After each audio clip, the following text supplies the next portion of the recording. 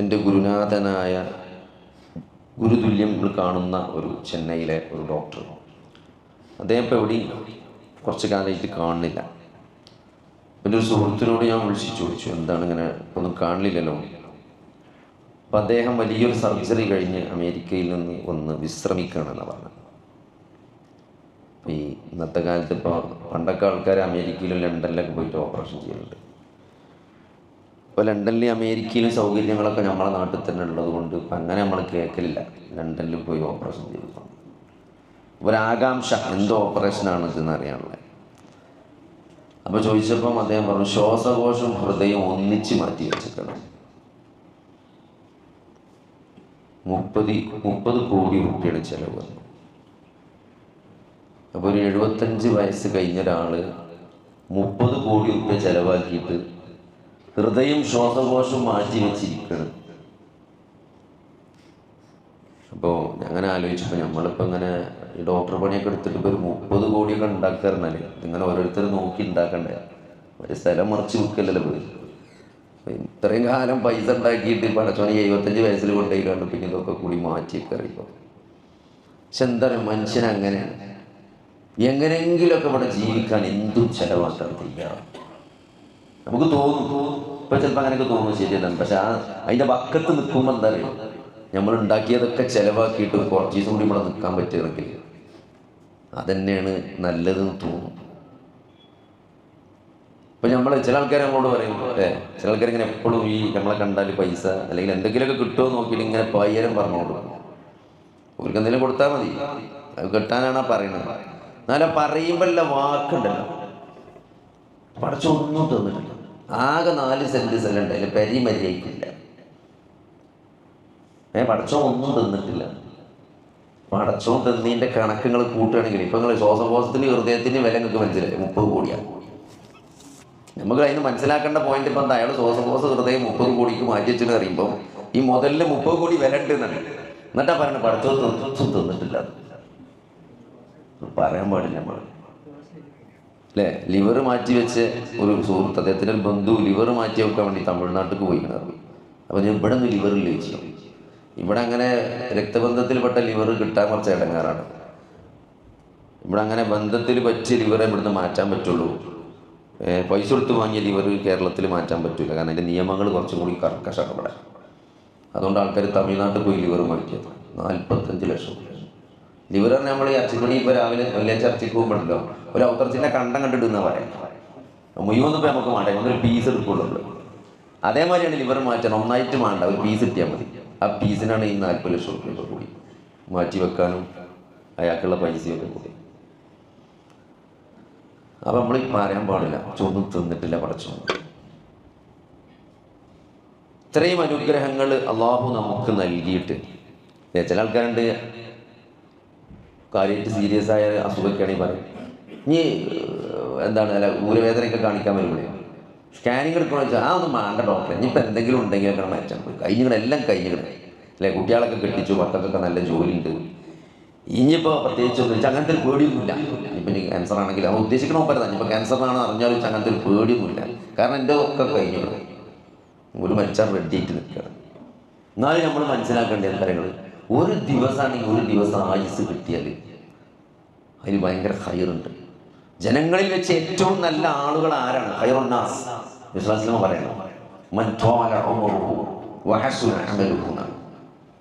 ദീർഘമായ ആയുസ് കിട്ടി, ആ ആയുസ് കൊണ്ട് കൂടുതൽ സൽക്കർമ്മങ്ങൾ ചെയ്തവനാണ് ഏറ്റവും നല്ല മനുഷ്യന്മാർ. അപ്പോൾ ഒരു ദിവസം ഇവിടെ കിട്ടി, അത് സൽക്കർമ്മങ്ങൾ കൊണ്ട് നമുക്ക് ആ ദിവസത്തെ ധന്യമാക്കാൻ സാധിച്ചാൽ അതൊരു ഖൈർ തന്നെയാണ്, അല്ലേ? അബൂ ത്വൽഹ റളിയല്ലാഹു അൻഹു സ്വപ്നം കാണുകയാണ്. ഒരു ഗോത്രത്തിൽ നിന്ന് 2 ആൾക്കാർ ഒരേ സമയത്ത് ഇസ്ലാം മുസ്ലിമായി. 2 ആളുകൾ ഒന്നിച്ച് നബിൻ്റെ അടുത്ത് വന്നിട്ട് കലിമ ചൊല്ലി. ഒരാൾ യുദ്ധത്തിൽ ഷഹീദായി കുറേ കാലം കഴിഞ്ഞപ്പോൾ, മറ്റേ ആൾ 1 വർഷം കഴിഞ്ഞ് സാധാരണ പോലെ മരിച്ചു. അപ്പോൾ ത്വൽഹ റളിയല്ലാഹു അൻഹു സ്വപ്നം കാണുന്ന കാര്യങ്ങൾ, ഈ 2 ആൾക്കാരും സ്വർഗ്ഗത്തേക്ക് പോകുന്നതാണ്. പക്ഷെ ആദ്യം പോയത് ആരാധനകൾ? ഷഹീദായ ആളല്ല പോയത്, സാധാരണ മരിച്ച ആളാണ് പോയത്. അപ്പോൾ ഇവർക്ക് ഭയങ്കര ക്യൂരിയോസിറ്റി, എന്താ ഇങ്ങനെ നമ്മൾ പഠിച്ചതും മനസ്സിലാക്കിയതൊക്കെ ഷഹീദാണല്ലോ, സ്വർഗത്തിൽ എന്തായാലും ആദ്യം പോകേണ്ടത്.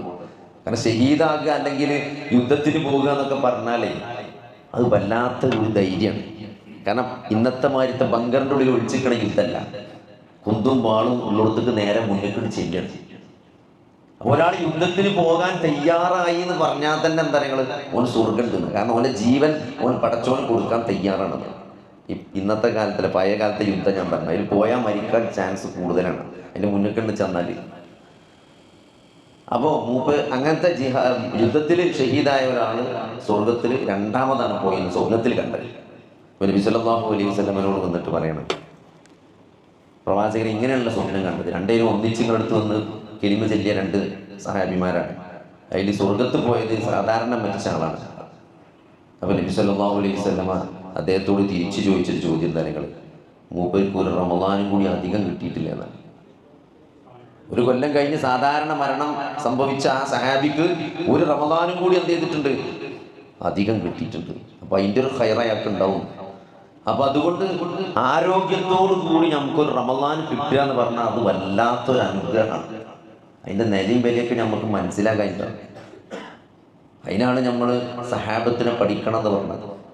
നമ്മളെ മുമ്പ് പറയുമ്പോൾ ഇപ്പം എന്താ, രാവിലെ തന്നെ കുട്ടികൾ ചോദിക്കും, 10 മണിയായാൽ തന്നെ കുട്ടികൾ ചോദിക്കും, ഇന്നെന്താ അമ്മ കടി, ഇന്ന് സമൂസയാണോ അല്ലേ, ഇന്നിപ്പോൾ നോമ്പറക്കാൻ എന്താ. പണ്ടൊക്കെ നമുക്ക് 30 ദിവസവും പത്തിരി കിട്ടിയാൽ സന്തോഷമായിരുന്നു. കാരണം പത്തിരി നോമ്പിനെ കിട്ടുള്ളൂ, പത്തിരി ഇറച്ചി. ഇന്നിപ്പോൾ ഏത് ഹോട്ടലിൽ പോയാലും നെയ്സ് പത്തിരി ഇറച്ചിയാണ്. അതുകൊണ്ട് പത്തിരി ഒന്നും ഇപ്പോൾ ഇതുമില്ല. ഒരു 5 ദിവസം കഴിഞ്ഞാൽ തന്നെ ഇന്ന് മന്തി ഉണ്ടാക്കാമെന്നാണ് പറയാം, നമുക്ക് ബിരിയാണി ആക്കാമെന്നാണ് പറയാം. നമ്മളെ നോമ്പ് പറഞ്ഞാൽ അങ്ങനെ സഹോദരങ്ങളെ, ഈ നോമ്പ് നിർബന്ധമാക്കിയ ആളുകൾ അല്ലേ, ഹിജ്റ 2-നാണ് നോമ്പ് നിർബന്ധമാണ്.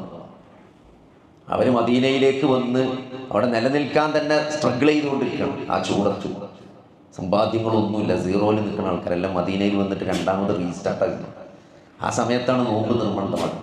ബദറിൽ അവർ വരുമ്പം ബദർ യുദ്ധലെ നോമ്പ് മാത്രമല്ല, നോമ്പെടുത്തിട്ടാണ് ഒരു യുദ്ധത്തിന് വരുന്നത്. അവരോട് ആ നോമ്പിനെ പറ്റി അള്ളാഹ് പറയണത്, യുരീദുല്ലാഹു ബികുമുൽ യുസ്ര, അള്ളാഹു നിങ്ങൾക്ക് എളുപ്പത്തെയാണ് ഉദ്ദേശിക്കുന്നത്. എങ്ങനെ ആലോചിച്ചാലും വലിയൊരു എളുപ്പം നമുക്ക് മനസ്സിലാവില്ല അല്ലെ. ആ വാക്കിൽ എന്താ എളുപ്പം തന്നെ, ആ പെരും ചൂടത്ത് പട്ടിണി കിടക്കണ അവരോട് നോമ്പ് നിർബന്ധമാക്കി, എന്നിട്ട് ആ നോമ്പിന് പോയിട്ട് യുദ്ധം ചെയ്യണം. അങ്ങനത്തെ ഒരു നോമ്പിനെ പറ്റി പടച്ചോൻ പറയണേ, ആ നോമ്പിലൂടെ അള്ളാഹു ഉദ്ദേശിക്കുന്നത് എളുപ്പമാണ്. യുരീദുല്ലാഹു ബികുമുൽ യുസ്ര വലാ യുരീദു ബികുമുൽ ഉസ്ര, അള്ളാഹു നിങ്ങൾക്കൊരു ഇടങ്ങേറ് ഉദ്ദേശിക്കുന്നില്ല. അപ്പൊ എന്താണ് സഹോദരങ്ങളെ, അങ്ങനെ ഒരു ഫിസിക്കലായിട്ടുള്ള ഒരു ഭൗതികമായ പ്രയാസങ്ങളിലും അള്ളാഹു ഒരു എളുപ്പത്തെ അവിടെ ഉദ്ദേശിക്കുന്നുണ്ടെന്ന് പറയുമ്പോൾ അതിന് കുറെ അർത്ഥങ്ങളുണ്ട്. എന്താ ഈ ആരോഗ്യത്തെ പറ്റി പറയുന്നത്, അപ്പൊ അങ്ങനെ പ്രസവവും പ്രമേയത്തെ പറ്റി പറയുന്നിട്ട് ഇപ്പോൾ എന്താ ഈ പറയണ വിചാരിച്ചത്, ഇത് നമ്മൾ ആദ്യം മനസ്സിലാക്കണം. എല്ലാവരും എന്താ പറയുക, ഈ നോമ്പ് തുടങ്ങുന്നതിന് മുമ്പ് ലാബിലൊക്കെ ഭയങ്കര തിരക്കാണ്. ഒരു ലാബ് എടുത്ത ആൾ പറഞ്ഞാണ് ഭയങ്കര തിരക്കാണ്, ഒരാഴ്ച ഞാൻ നോക്കണ്ടെന്നാ പറഞ്ഞത്. അപ്പം എന്ത് എല്ലാവരും പ്രഷറും കൊളസ്ട്രോളും ഷുഗറൊക്കെ നോക്കാൻ വേണ്ടി വരികയാണ് നോമ്പിൻ്റെ മുമ്പേ. ഈ നോമ്പ് കഴിഞ്ഞിട്ട് ഒന്നുകൂടി നോക്കും, എന്ത് മാറ്റാണ് ഈ നോമ്പ് ഉണ്ടാക്കിയത്. പ്രഷറും ഷുഗറും കുറക്കാൻ ഉണ്ടാക്കിയത് നോമ്പ്. കുതിബ അലൈക്കുമുസ് സിയാം കമാ കുതിബ അലൽ ലദീന മിൻ ഖബ്ലിക്കും ലഅല്ലക്കും തത്തഖൂൻ എന്ന് ചെറുപ്പത്തിൽ തുടങ്ങിയ നോമ്പാണ്. നിങ്ങളാച്ചു നമ്മൾ നോമ്പിൽ അങ്ങനെ എത്ര കാലായി അല്ലേ. എൻ്റെ ഓർമ്മയിലൊക്കെ മദ്രസിൽ ചെറുപ്പത്തിൽ പോകുമ്പോൾ ഉമ്മ രാവിലെ നീച്ചാൻ മടിയോണ്ട് എന്ത് പറയും, നോൽപ്പാണ് അറിയും. എന്നാ നോൽപ്പന്നെ. മദ്രസിട്ട് വരുമ്പോൾ നീച്ച് മുറ്റടിച്ചേരി കഴിഞ്ഞാൽ അമ്മ എൻ്റെ നോൽപ്പ് 10 മണി വരെ മതി, ഇനി നോൽമുറിച്ചാൽ അറിയും. അപ്പോൾ ആദ്യം നമ്മൾ 10 മദ്രസിട്ട് വരെ നമ്മൾ നോൽപ്പുള്ളൂ, കഴിഞ്ഞാൽ നമ്മൾ നോമ്പ് കഴിഞ്ഞ്. പിന്നെ പറഞ്ഞു 100 കൊടുത്തോളം നോറ്റലാണ്. അങ്ങനെ 100 കൊടുത്തോളം നമ്മൾ നോമ്പ് വെച്ചു. അന്ന് തുടങ്ങിയ നോമ്പാണ് നമ്മൾ. എത്ര കാലം നമ്മൾ നോമ്പ് വെച്ചു. ഓരോ കൊല്ലം 30 ദിവസം നമ്മൾ നോമ്പ് വെക്കുന്നുണ്ട്. എന്താ സഹോദരങ്ങളിൽ മാറ്റം ഉണ്ടായത്? പ്രഷറും ഷുഗറും കൊളസ്ട്രോളൊക്കെ നമ്മൾ നോക്കി മാറ്റം ഉണ്ടാക്കിയിട്ടുണ്ട്. നിങ്ങൾ തഖ്വയുള്ളവരാകണം എന്ന് പറയുമ്പോൾ ഈ നോമ്പ് കൊണ്ട് തഖ്വയിൽ എന്ത് മാറ്റമാണ്? ഒരു നോമ്പ് കഴിഞ്ഞ് 30 ദിവസത്തെ നോമ്പ് കഴിഞ്ഞ് അള്ളാഹു നിങ്ങൾക്ക് നൽകിയ ഹിദായത്തിൽ നിങ്ങൾ അള്ളാഹുവിനെ തക്ബീർ ചെല്ലാൻ വേണ്ടിയിട്ട് മഹത്വപ്പെടുത്താൻ ഇതൊക്കെ നോമ്പുമായി ബന്ധപ്പെട്ട് നമ്മൾ ഈ കാലങ്ങളായി നോറ്റുകൊണ്ടിരിക്കുന്ന ഈ നോമ്പ് വിശുദ്ധ ഖുർആനിൽ 4 ആയത്തോട് നിസ്കരിക്കണം. എത്ര സ്ഥലത്ത് പറയുന്നുണ്ട്? അള്ളാഹിനെ സൂക്ഷിക്കണം എത്ര സ്ഥലത്ത് പറയുന്നുണ്ട്. പക്ഷേ റമളാനിൽ നോമ്പ് നോൽക്കണം ആകെ 4 ആയത്തിലാണ് പറയുന്നത്. അതിൽ പറയുന്ന കുറച്ച് കാര്യങ്ങളാണ് ഇതൊക്കെ. യുരീദുല്ലാഹു ബികുമുൽ യുസ്ര, അള്ളാഹു എളുപ്പത്തിൽ ഉദ്ദേശിക്കുന്നുണ്ട്. നിങ്ങളെ കണക്ക് പൂർത്തിയാക്കണം. എന്തിപ്പോ പടച്ചോന് എല്ലാ മാസവും 3 ദിവസം നോമ്പ് നിർബന്ധാക്കിയാൽ പോലെ അങ്ങനല്ല പടച്ചോൻ ചെയ്ത്. ഒരു മാസം തുടർച്ചയായിട്ട് നോമ്പ് പൂർത്തിയാക്കണം. ആ കണക്ക് പൂർത്തിയാക്കണം എന്നാണ്. അപ്പോഴാണ് നമ്മളെ കൊണ്ട് ചിലത് ഉദ്ദേശിക്കേണ്ടത് പടച്ചോൻ. ലഅല്ലക്കും തത്തഖൂൻ. 30 ദിവസം നമ്മൾ ചില കാര്യങ്ങൾ എന്ത് ചെയ്യുന്നുണ്ട്, ചില കാര്യങ്ങൾ ജീവിതത്തിലെ അടിസ്ഥാനപരമായ കാര്യങ്ങൾ മാറ്റി വെച്ച് അള്ളാഹ്ക്ക് വേണ്ടിയിട്ട്. അത് നമ്മൾ എന്താണ് തെളിയിക്കുന്നത്? ബാക്കി കാലത്ത് നമ്മൾ എന്തിനും തയ്യാറാണ് എന്നുണ്ട്. അതാണ് തെക്കുവ എന്ന് പറഞ്ഞത്. വെറും രാവിലെ മുതൽ വൈകുന്നേരം വരെ പട്ടിണി കിടക്കലല്ല തെക്കുവ. അപ്പൊ ആ തെക്കുവ നമ്മൾ ജീവിതത്തിൽ കൈവരിക്കണം. എന്താ പറയുക, അല്ലാഹുമ്മ ഗ്ഫിർലി വർഹംനി വർസുഖ്നി വഹ്ദിനി വഹാഫിനി. നമ്മൾ സുജൂദിന്റെ ഇടയിൽ ചെല്ലണ പ്രാർത്ഥനയാണത്.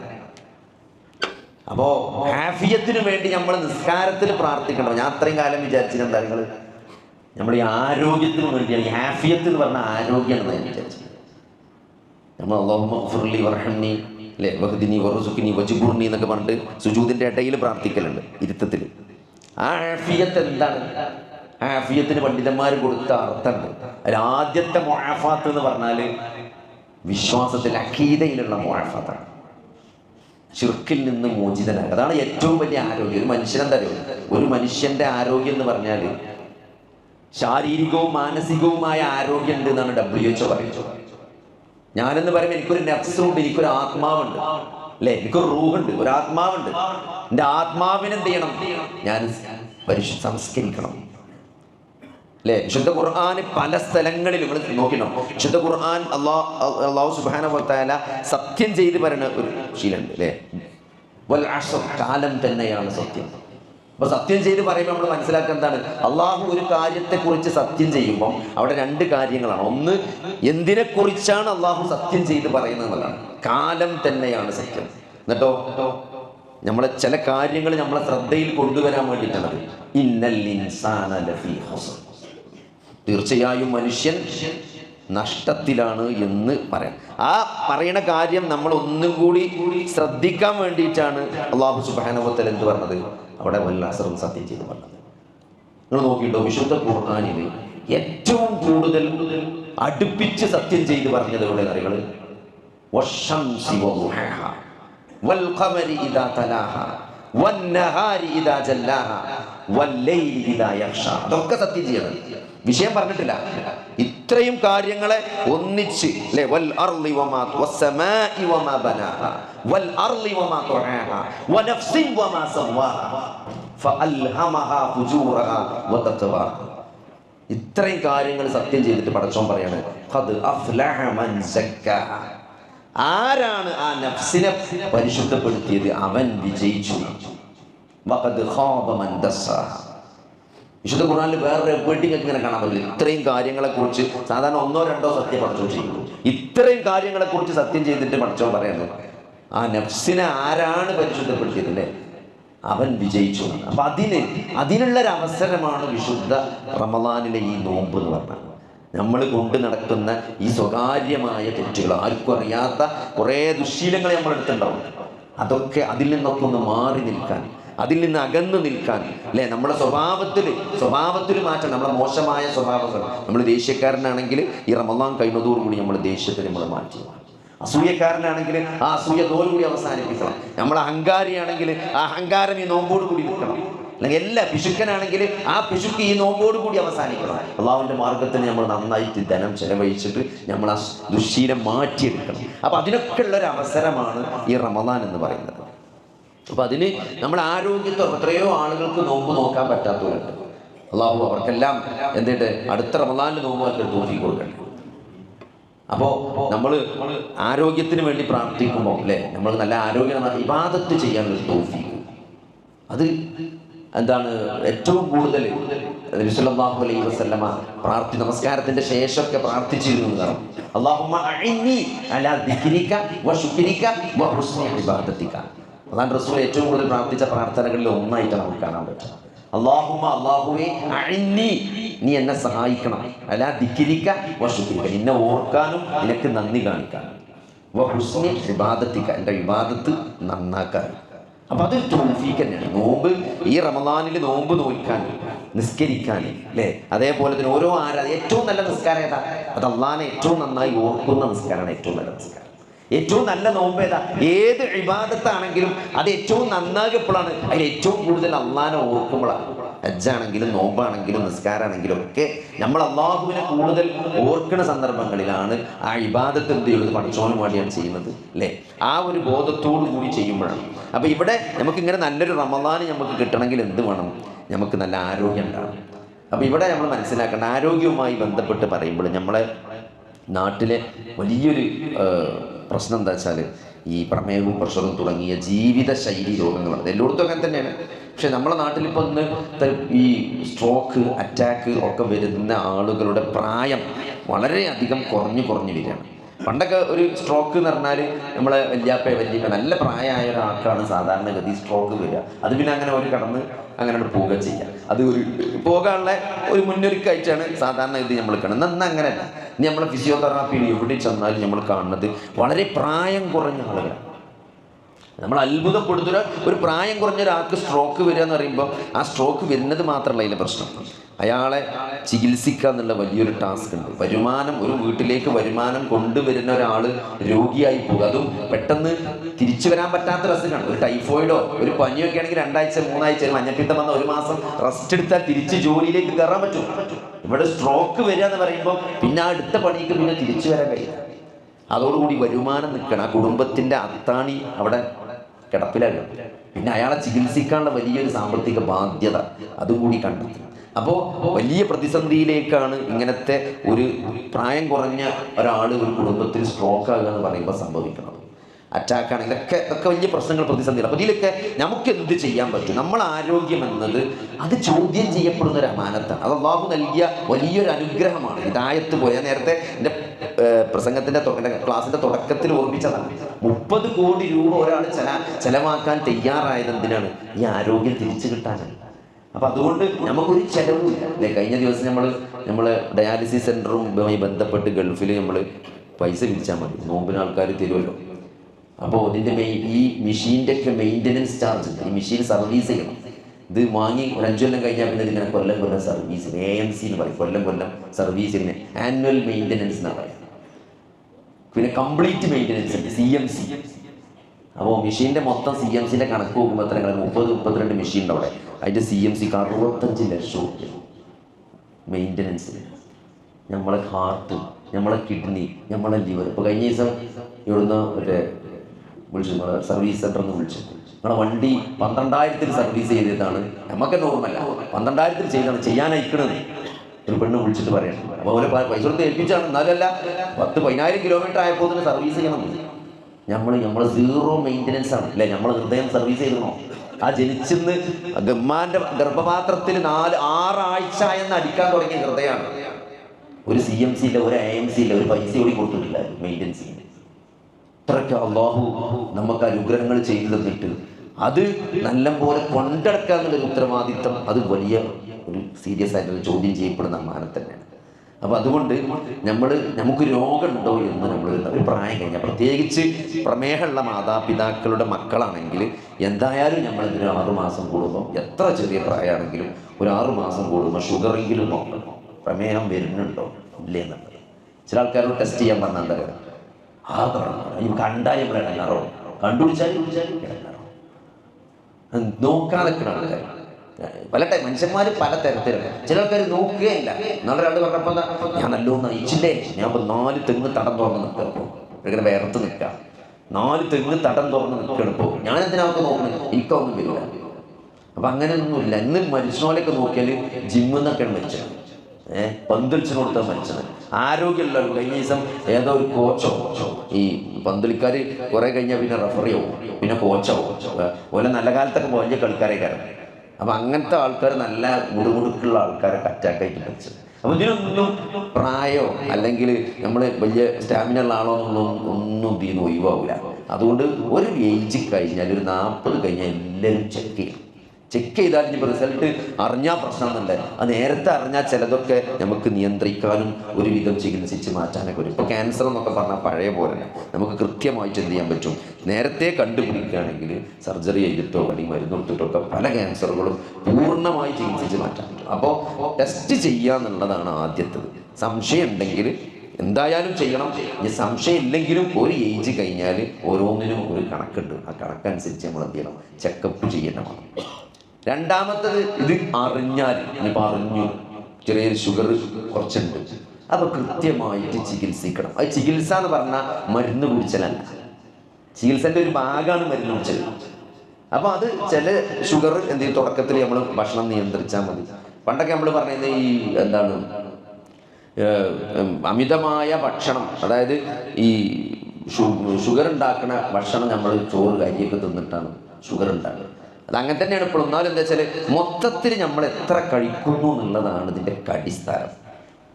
അപ്പോൾ പണ്ട് പറഞ്ഞാൽ നമ്മളെ വാപ്പ വല്യാപ്പന്മാരൊക്കെ തിന്നാൻ കിട്ടാത്ത ആൾക്കാർ, ഇന്നത് നേരെ തിരിച്ചപ്പോഴത്തെ അവസ്ഥ. ഇപ്പോൾ തിന്നാൻ കിട്ടൽ കൂടിയിട്ടുള്ള കുഴപ്പമാണ്, അമിതമായ ഭക്ഷണമാണ്. അതെന്ത് നമ്മൾ ആൾക്കാർ തിന്നാം. എന്താണ് ചിക്കൻ പീസും അൺലിമിറ്റഡ് നെയ്ച്ചോറും. എന്താ 60 ഉറുപ്പ്യ ഉള്ളെങ്കിലും പള്ള നമ്മളതല്ലേ. അൺലിമിറ്റഡ് നെയ്ച്ചോറ് കൊടുക്കാൻ മത്സരിക്കണം. എന്നിട്ട് ആൾക്കാർ ടാമ്പാട്ടിയാണ്. അപ്പോൾ അത് അപകടമാണ്. ഞാൻ പറഞ്ഞ നമുക്ക് നമ്മളെ റിക്വയർമെൻറ്റിനനുസരിച്ച് നമ്മൾ തിന്നാൻ പാടുള്ളൂ. നിങ്ങളിങ്ങനെ എ സിയിൽ ഇരിക്കുന്ന ആളാണ്, നിങ്ങൾക്ക് ആകെയുള്ള പണി അങ്ങനെ ചില കമ്പ്യൂട്ടർ അങ്ങോട്ടും ഇങ്ങോട്ടും നിൽക്കുക ഇരിക്കുക, അങ്ങനത്തെ പണിയാണെങ്കിൽ നിങ്ങൾക്ക് ആകെ രാവിലെ ഒരപ്പം തിന്നേണ്ട ആവശ്യമുള്ളൂ, ഒരു കയ്യിൽ ചോറ് തിന്നേണ്ട ആവശ്യമുള്ളൂ. എന്താണ് പണി ജോലി ചെയ്യുന്ന ആൾക്കാർക്ക് നല്ലോണം തിന്നേണ്ട ആവശ്യമുള്ളൂ. നമ്മളെന്താ നമ്മൾ ഈ അണ്ണാച്ചാൾ തിന്നണമായിരുന്നു തിന്നു. ഈ അണ്ണാച്ചാൾ ഈ തിന്നുന്ന ഹോട്ടലിൽ പോയാൽ മതി, അവിടെ ഓരോ ചോറും കെട്ട് അതിൻ്റെ മുമ്പിൽ കൂട്ടി കുന്നൂക്കിയിടുക. അതേമാതിരി നമ്മൾ തിന്നാൻ പറ്റില്ല. നമ്മളിപ്പോൾ ഇറച്ചിയൊക്കെ കിട്ടിയാൽ എത്രയും തിന്നും ആൾക്കാർ. നല്ല ബീഫൊക്കെ കിട്ടിയാൽ ചോറിനൊന്നും കണക്കുണ്ടാവില്ല. പക്ഷേ ഇടയ്ക്ക് ഇതിലൊരു RCHF എന്ന പരിപാടി ഉണ്ടായിരുന്നു. LCHF, RCHF അല്ല LCHF. ഇറച്ചി തന്നെ തിന്നാ. പക്ഷെ എനിക്കൊന്നും തിന്നാൻ പോലെ ഇറച്ചി തിന്നണമെങ്കിൽ പൊറാട്ട വേണ്ടേ, വെറുതെ ഇറച്ചി എങ്ങനെ തിന്നാ? കുറച്ചെങ്കിലും ഒരു ചോറില്ലാതെ ഇറച്ചി തിന്നാൻ വയ്ക്കും. വെറും ഇറച്ചി അത് 4 ദിവസം തിന്നാൻ മടുക്കൂലേ? അതാണ് എൻ്റെ വിജയം എന്നാണ് ഞാൻ മനസ്സിലാക്കിയത്. നിങ്ങൾ അതിക്ക് കുറച്ച് ചോറ് എടുത്ത് നോക്കി എത്രയും തിന്നു ഇറച്ചി. അപ്പൊ അതിൻ്റെയൊക്കെ കൺസെപ്റ്റ് എന്താ വെച്ചാൽ ഈ ഷുഗറിന്റെ അടിസ്ഥാനം എന്ന് പറഞ്ഞാൽ, ഈ ഷുഗർ എന്ന് പറഞ്ഞാൽ നമ്മൾ എന്താണെന്ന് ആദ്യം മനസ്സിലാക്കണം. ഷുഗർ എന്ന് പറഞ്ഞാൽ നമ്മുടെ ശരീരത്തിലെ അടിസ്ഥാനപരമായ ഈ എനർജി, എന്ത് പ്രവർത്തനത്തിനും എനർജി. ഒരു വണ്ടി ഓടണമെങ്കിൽ അതിന് ഡീസൽ അടിച്ചത് അല്ലെങ്കിൽ കറണ്ട് ചാർജ് ചെയ്യണം. നമ്മൾ ഓടാനുള്ള ഡീസൽ പെട്രോൾ എന്ന് പറയുന്നത് മനുഷ്യ ശരീരത്തിൽ 39 ട്രില്യൺ കോശങ്ങളുണ്ട്. 1 ട്രില്യൺ എന്ന് പറഞ്ഞാൽ 1 കോടിയല്ല, 100 കോടിയല്ല, 1000 കോടിയല്ല, 1,00,000 കോടിക്കാണ് 1 ട്രില്യൺ എന്ന് പറയുന്നത്. അങ്ങനത്തെ 39 ലക്ഷം കോടി ജീവനുള്ള കോശങ്ങൾ മനുഷ്യന്റെ ശരീരത്തിലുണ്ട്. ഈ കോശങ്ങളൊക്കെ പ്രവർത്തിക്കണമെങ്കിൽ എന്ത് വേണം? ഗ്ലൂക്കോസ്, പഞ്ചസാര. ആ പഞ്ചസാര നമ്മൾ കഴിക്കുന്ന ഭക്ഷണത്തിലാണ് ഉണ്ടാകുക. അത് ദഹിക്കുമ്പോൾ എന്ത് ചെയ്യും? ദഹനത്തിന്റെ ഓരോ ഘട്ടങ്ങൾ കഴിഞ്ഞ് ലാസ്റ്റ് ചെറുകുടലിലെത്തും. ആ ചെറുകുടലിൽ നിന്നാണ് എന്ത് ചെയ്യുക? അതിൻ്റെ ഉള്ളിലുള്ള എല്ലാ സാധനങ്ങളും, ഭക്ഷണത്തിലെ ദഹനത്തിന്റെ എല്ലാ പ്രോസസ്സുകളും കഴിയുന്നതോടുകൂടി എന്ത് ചെയ്യും? അതിൻ്റെ ഉള്ളിൽ നിന്ന് ഓരോ സാധനങ്ങൾ ഷുഗർ കംപ്ലീറ്റ് വലിച്ച് രക്തത്തിലേക്ക് എടുക്കും. അപ്പൊ നമ്മൾ കഴിച്ച ഭക്ഷണത്തിലെ ഷുഗർ എവിടെ ഉണ്ടാകുക? രക്തത്തിലുണ്ടാകുക. ആ രക്തത്തിൽ നിന്ന് ഈ പറഞ്ഞ 39 ട്രില്യൺ കോശങ്ങളിലേക്ക് ഈ ഗ്ലൂക്കോസിന് കയറണം.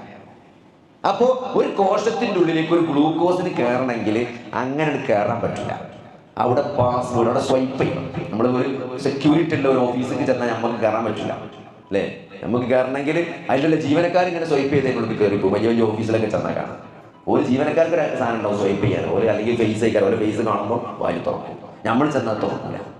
അപ്പൊ ഗ്ലൂക്കോസിന്, നമ്മൾ കഴിച്ച ഭക്ഷണത്തിലെ ഗ്ലൂക്കോസിന് ഈ രക്തത്തിൽ നിന്ന് ഈ കോശങ്ങളിലേക്ക് കയറി ചെല്ലണമെങ്കിൽ അവിടെ ഒന്ന് സ്വൈപ്പ് ചെയ്യാൻ. ആ സ്വൈപ്പ് ചെയ്യുന്ന ആളാണ് ഇൻസുലിൻ. അപ്പൊ ഇൻസുലിൻ വന്നിട്ട് അവിടുത്തെ വാതിൽമങ്ങടെ ആ ഇൻസുലിൻ നിൽക്കാനൊരു സ്ഥലം ഉണ്ട് അവിടെ. ആ ഇൻസുലിൻ അവിടെ ഈ കാർഡ് അവിടെ വെക്കുമ്പോൾ എന്ത് ചെയ്യും? ഇൻസുലിനായ കാർഡ് അവിടെ വെക്കുമ്പോൾ എന്ത് ചെയ്യും? ഈ കോശത്തിന് ഗ്ലൂക്കോസ് എന്നോട് കയറാനുള്ള വാതിൽ തുറക്കും. അപ്പോൾ നമ്മളെല്ലാവരുടെ ശരീരത്തിലും അത്യാവശ്യത്തിനും ആവശ്യത്തിനൊക്കെ ഉള്ള ഇൻസുലിൻ നമ്മളെ കുടലിൻ്റെ ബാക്കിലുള്ള പാൻക്രിയാസ് എന്ന് പറഞ്ഞ ഒരു ഗ്രന്ഥി ഉണ്ടാക്കുന്നുണ്ട്. അപ്പോൾ നമ്മൾ എത്ര തിന്നാലും, സാധാരണ ഒരു മനുഷ്യൻ എത്ര ഭക്ഷണം കഴിച്ചാലും അതിനനുസരിച്ച് ഇൻസുലിൻ ഉണ്ടാവും. അതുകൊണ്ട് രക്തത്തിൽ ഒരു കാരണവശാലും ഗ്ലൂക്കോസ് കെട്ടിക്കിടക്കില്ല. നമ്മൾ എത്ര കഴിച്ചാലും അത് രക്തത്തിലെത്തും. ആ രക്തത്തിൽ നിന്ന് എല്ലാം ഈ കോശങ്ങളുടെ ഉള്ളിലേക്ക് പോകും. അപ്പോൾ ഒരു മനുഷ്യന്റെ ശരീരത്തിലെ ഇൻസുലിൻ്റെ അളവ് കുറയുമ്പം എന്ത് സംഭവിക്കും? നമ്മൾ കഴിച്ച ഭക്ഷണത്തിലെ ഗ്ലൂക്കോസ് രക്തത്തിൽ നിന്ന് കോശങ്ങളിലേക്ക് കടക്കാൻ പറ്റാണ്ട് രക്തത്തിൽ തന്നെ കെട്ടിക്കിടക്കും. അപ്പോൾ രക്തത്തിലെ ഗ്ലൂക്കോസിന്റെ അളവ് എന്ത് ചെയ്യും? കൂടും. കാരണം ഇതിന് കോശങ്ങളുടെ ഉള്ളിലേക്ക് പ്രവേശിക്കാൻ പറ്റണില്ല. കാരണം ഇൻസുലിൻ ഇല്ല. ഇൻസുലിൻ വന്നാലേ കോശങ്ങളുടെ വാതിൽ തുറക്കുള്ളൂ. ഇൻസുലിൻ വരാത്തോണ്ട് കോശങ്ങൾ ഗ്ലൂക്കോസിനെ ഉള്ളിൽ കയറ്റില്ല. അപ്പോൾ ഗ്ലൂക്കോസ് രക്തത്തിൽ തന്നെ കിടക്കും. ആ രക്തത്തിൽ ഗ്ലൂക്കോസ് അമിതമായി കിടന്നാൽ എന്ത് സംഭവിക്കും? ഈ രക്തം ഓടുന്ന സ്ഥലത്ത് കംപ്ലീറ്റ് ഇത് അടിഞ്ഞുകൂടി പ്രശ്നങ്ങൾ ഉണ്ടാകും. രക്തക്കൊയൽ എവിടെയൊക്കെ ഉണ്ടോ അവിടെയൊക്കെ പ്രശ്നങ്ങൾ ഉണ്ടാവും. ഹാർട്ടിലെ രക്തക്കൊയൽ ബ്ലോക്ക് ആവും, അറ്റാക്ക് ഉണ്ടാവും. തലച്ചോറിലെ രക്തക്കൊയൽ ബ്ലോക്ക് ആവും, സ്ട്രോക്ക് ആവും. കണ്ണിലെ രക്തക്കൊയൽ ബ്ലോക്ക് ആവും, കാഴ്ച നഷ്ടപ്പെടും. കിഡ്നിന്റെ രക്തക്കൊയൽ ബ്ലോക്ക് ആവും, കിഡ്നി കേട്. അങ്ങനെ എവിടൊക്കെ രക്തം സഞ്ചരിക്കുന്നുണ്ടോ അവിടെയൊക്കെ ഡാമേജ് ഉണ്ടാവും. അതുകൊണ്ട് ഷുഗർ എന്ന് പറഞ്ഞാൽ വലിയ മഹാവില്ലനാണ്. അപ്പൊ അതിനെന്ത് വേണം? ഈ രക്തത്തിൽ ഒരു കാരണവശാലും ഗ്ലൂക്കോസ് കൂടി നിൽക്കാൻ പാടില്ല. അതിനെ പെട്ടെന്ന് അവിടുന്ന് മാറ്റണം. അപ്പോൾ ഇൻസുലിന്റെ അളവ് കുറഞ്ഞത് കൊണ്ടാണല്ലോ ഇത് ഉണ്ടായത്. അപ്പൊ എന്ത് ചെയ്യണം? ഇൻസുലിന്റെ അളവ് കൂട്ടണം. ഇൻസുലിന്റെ അളവ് കൂട്ടണം. അല്ലെങ്കിൽ എന്ത് ചെയ്യണം? വരുന്ന ഷുഗറിന്റെ ലോഡ് കുറക്കണം. നമ്മളെ രക്തത്തിലേക്ക് വരുന്ന ഷുഗർ ഇടുന്നാ വരുന്നേ, നമ്മൾ കഴിച്ച ഭക്ഷണത്തിൽ നിന്നാ വരുന്നേ. അപ്പൊ ആ ലോഡ് കുറക്കണം. പോട്ടർമാർ മാറ്റാൻ അല്ലെങ്കിൽ എന്ത് ചെയ്യണം? നിങ്ങളുടെ ലോഡ് ഇറക്കണ്ടെന്ന് പറയണം. അല്ലെങ്കിൽ ബ്ലോക്ക് ആവും, ട്രാഫിക് ബ്ലോക്ക് ആവും. ലോറി എങ്ങനെ വന്ന് കെട്ടിക്കിടക്കും ഇറക്കാൻ ആളില്ലെങ്കിൽ. അപ്പൊ അതേമാതിരി നമ്മൾ എന്ത് ചെയ്യണം? അപ്പൊ ഷുഗർ കൂടുതലുള്ള ഭക്ഷണങ്ങൾ ഏതൊക്കെയാണ്? ഒന്ന്, മധുരമുള്ള എല്ലാ സാധനങ്ങളിലും ഗ്ലൂക്കോസിന്റെ അളവ് വളരെ കൂടുതലായിരിക്കും. രണ്ടാമത്തത് അന്നജം അല്ലെങ്കിൽ കാർബോഹൈഡ്രേറ്റ് ഉള്ള സാധനങ്ങൾ. അത് എന്ന് പറഞ്ഞാൽ ഗ്ലൂക്കോസ് ഇങ്ങനെ അട്ടിക്കട്ടിക്ക് കിടക്കണം. അതിങ്ങനെ മുറിച്ച് കൊണ്ടുവന്നാൽ അതിനൊക്കെ ഗ്ലൂക്കോസ് ആയിക്കാണ്. അതാണ് അരി, ഗോതമ്പ്, കിഴങ്ങ് വർഗ്ഗങ്ങൾ. ഭൂമിക്കടിയിലുണ്ടാകുന്ന എല്ലാ ചാതുള്ള മുതലും കാർബോഹൈഡ്രേറ്റ് ആണ്. ചേമ്പായിക്കോട്ടെ, ചേനയിക്കോട്ടെ, എന്ത് കിഴങ്ങാണെങ്കിലും അതിലെന്തുണ്ടാവും? നല്ല ഗ്ലൂക്കോസ് ഉണ്ടാവും. കിഴങ്ങ് വർഗ്ഗങ്ങൾ തിന്നരുത് എന്ന് പറയുന്നത് അതുകൊണ്ടാണ്. പിന്നെ അരി, ഗോതമ്പ്, ഇതിലാണ് ഏറ്റവും കൂടുതൽ ഗ്ലൂക്കോസ് ഉള്ളത്. അത് കഴിച്ചാൽ പെട്ടെന്ന് ഗ്ലൂക്കോസ് ആവും. എന്നാൽ ചില സാധനം, രാഗി, ചാമ, പിന്നെ ബാർലി, അങ്ങനത്തെ കോംപ്ലക്സ് ആയ സാധനങ്ങളുണ്ട്. ആ സാധനങ്ങൾ എന്താണ്? അതിൽ കാർബോഹൈഡ്രേറ്റ് കിട്ടണമെങ്കിൽ ദഹിച്ച് കുറേ കഴിച്ചുമ്പോഴേ വരുള്ളൂ. അതിന് അളവും കുറവേ. കാരണം അത് കിട്ടണമെങ്കിൽ നല്ല പണിയെടുക്കണം. അതായത് ദഹിപ്പിക്കാൻ തന്നെ ചെലവുണ്ട്. അതിന് കുറേ ഗ്ലൂക്കോസ് ചിലവാകും. അത് ദഹിച്ച് അതിന് എന്തെങ്കിലും കിട്ടണമെങ്കിൽ. മറ്റേതങ്ങനെ അരി, ഗോതമ്പൊക്കെ എന്ന് പറഞ്ഞാൽ ഇങ്ങനെ നമ്മൾ ഗോതമ്പ് ഈ ഓറഞ്ച് ജ്യൂസ് അടിച്ചിട്ടാൽ മതിയാ. അങ്ങനെ ഓറഞ്ച് ഇട്ടാൽ അങ്ങനെ വേഗം ജ്യൂസ് ആകുമല്ലോ, നീരാണ് ഫുള്ള്. അതേപോലെയാണ് നമ്മൾ അരി, ഗോതമ്പ്. അതിന് പെട്ടെന്ന് കാർബോഹൈഡ്രേറ്റ് വരും. അതിന് ഷുഗർ ഉണ്ടാക്കാൻ മെനക്കെട് കുറവാണ്, നമുക്ക് ചിലവില്ല. മറ്റേന്ന് കോംപ്ലക്സ് ആയിട്ടുള്ള കാർബോഹൈഡ്രേറ്റ് ആണ്. ഏത്? ഈ ചാമിയും ബാർലിയും, എന്താണ്, രാഗി, അങ്ങനത്തെ ഇപ്പം അങ്ങനെ ഒരു ട്രെൻഡാണല്ലോ, ട്രെൻഡിങ്ങിലുള്ള സാധനമാണ്. അപ്പോൾ അത് കഴിക്കണം. എന്തിനാ വെച്ചാൽ അതിൻ്റെ ഷുഗറിൻ്റെ അളവ് അതിൽ കുറവാണ്. അപ്പോൾ ആദ്യമായിട്ട് ഷുഗർ ഉള്ള ഒരാൾ ശ്രദ്ധിക്കേണ്ട ഏറ്റവും പ്രധാനപ്പെട്ട പോയിന്റ്, ഷുഗറിൻ്റെ ലോഡ് കുറയ്ക്കാം. ഷുഗർ കൂടുതലുള്ള ഭക്ഷണങ്ങൾ എന്ത് ചെയ്യാം? കഴിയുന്നതും ഒഴിവാക്കണം.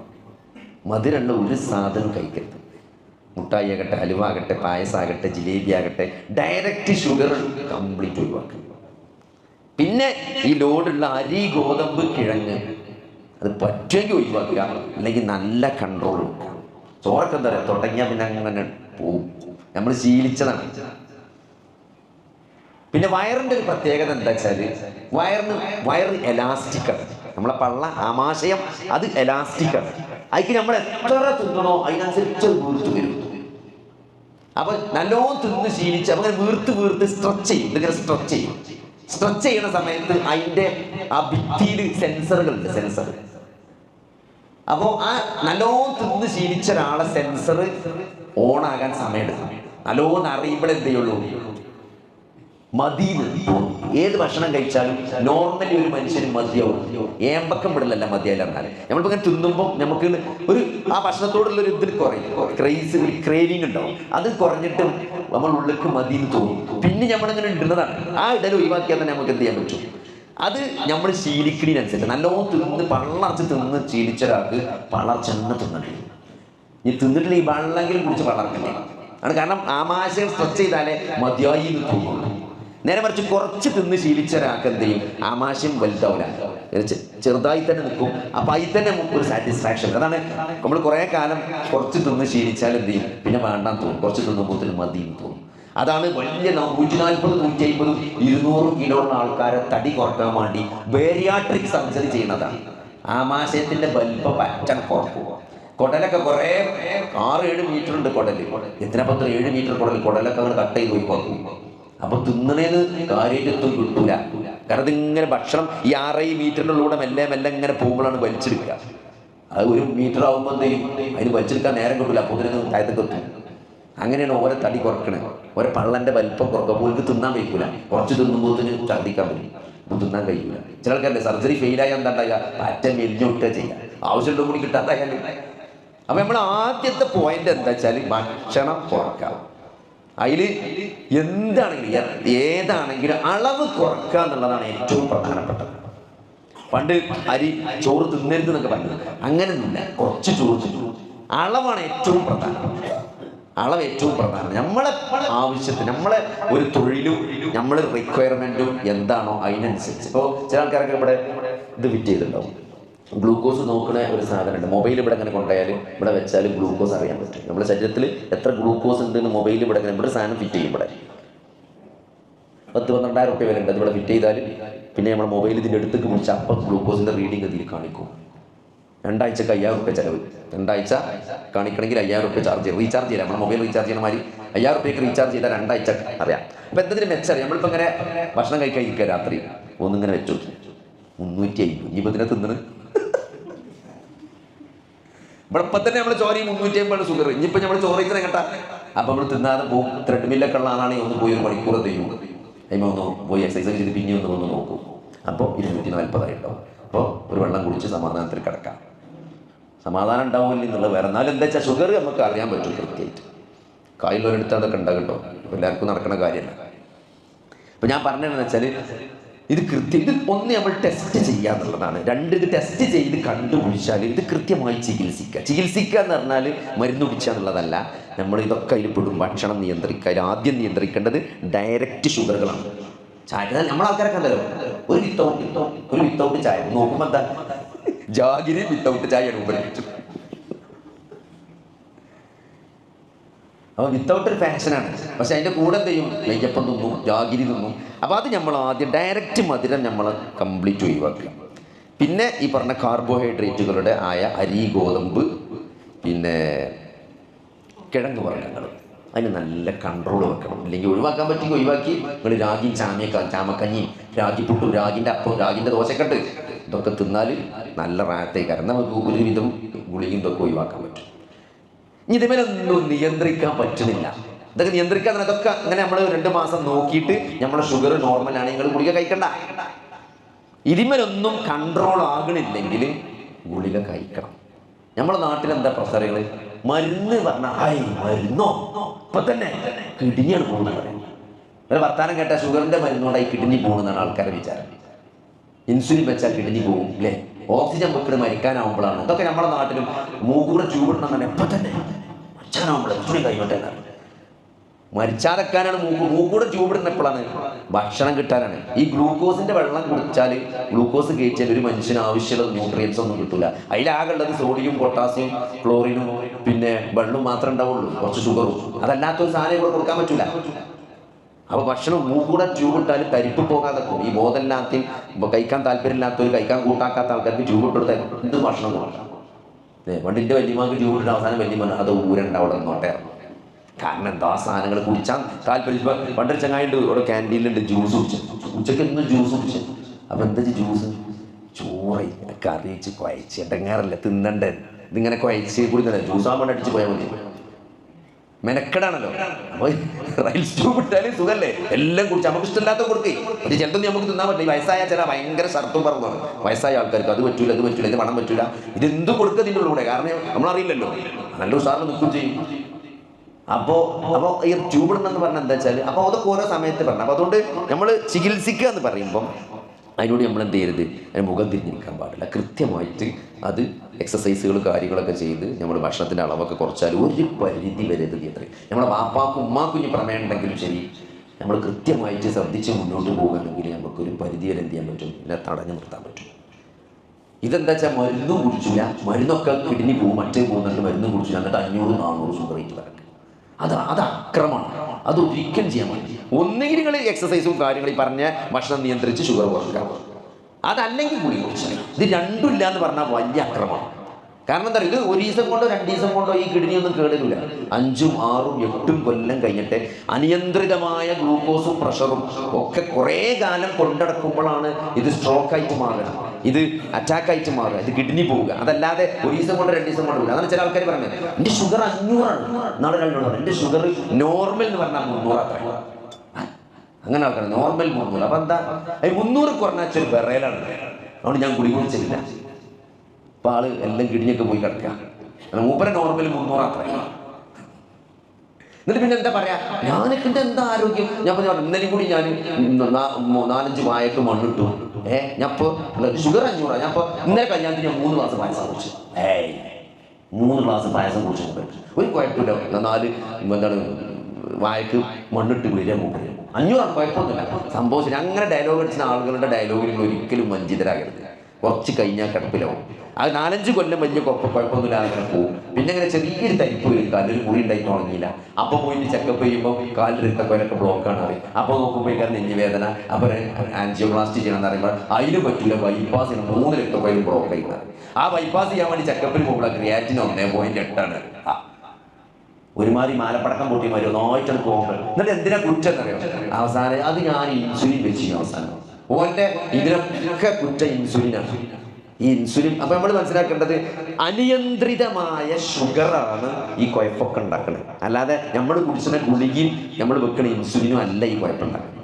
പിന്നെ ഇൻസുലിൻ വെക്കണം എന്ന് പറയുമ്പോൾ ഇന്ന് ആധുനിക വൈദ്യശാസ്ത്രം മനസ്സിലാക്കിയതനുസരിച്ച് ഇൻസുലിൻ എത്രയും നേരത്തെ തുടങ്ങണോ അത്രയും നല്ലതാണ്. കാരണം അടിസ്ഥാനപരമായി ഇവിടുത്തെ കാരണം ഇൻസുലിൻ്റെ കുറവാണ്. അപ്പം ഇൻസുലിൻ പുറത്തുനിന്ന് വെക്കുമ്പോൾ എന്തുണ്ടാവും, കുറച്ച് ഇൻസുലിൻ, അതായത് ഒരു 100 യൂണിറ്റ് ഉണ്ടാകേണ്ട സ്ഥലത്ത് നമ്മളെ ശരീരത്തിൽ ഇപ്പം 80 യൂണിറ്റ് ഉണ്ടാകണുള്ളൂ.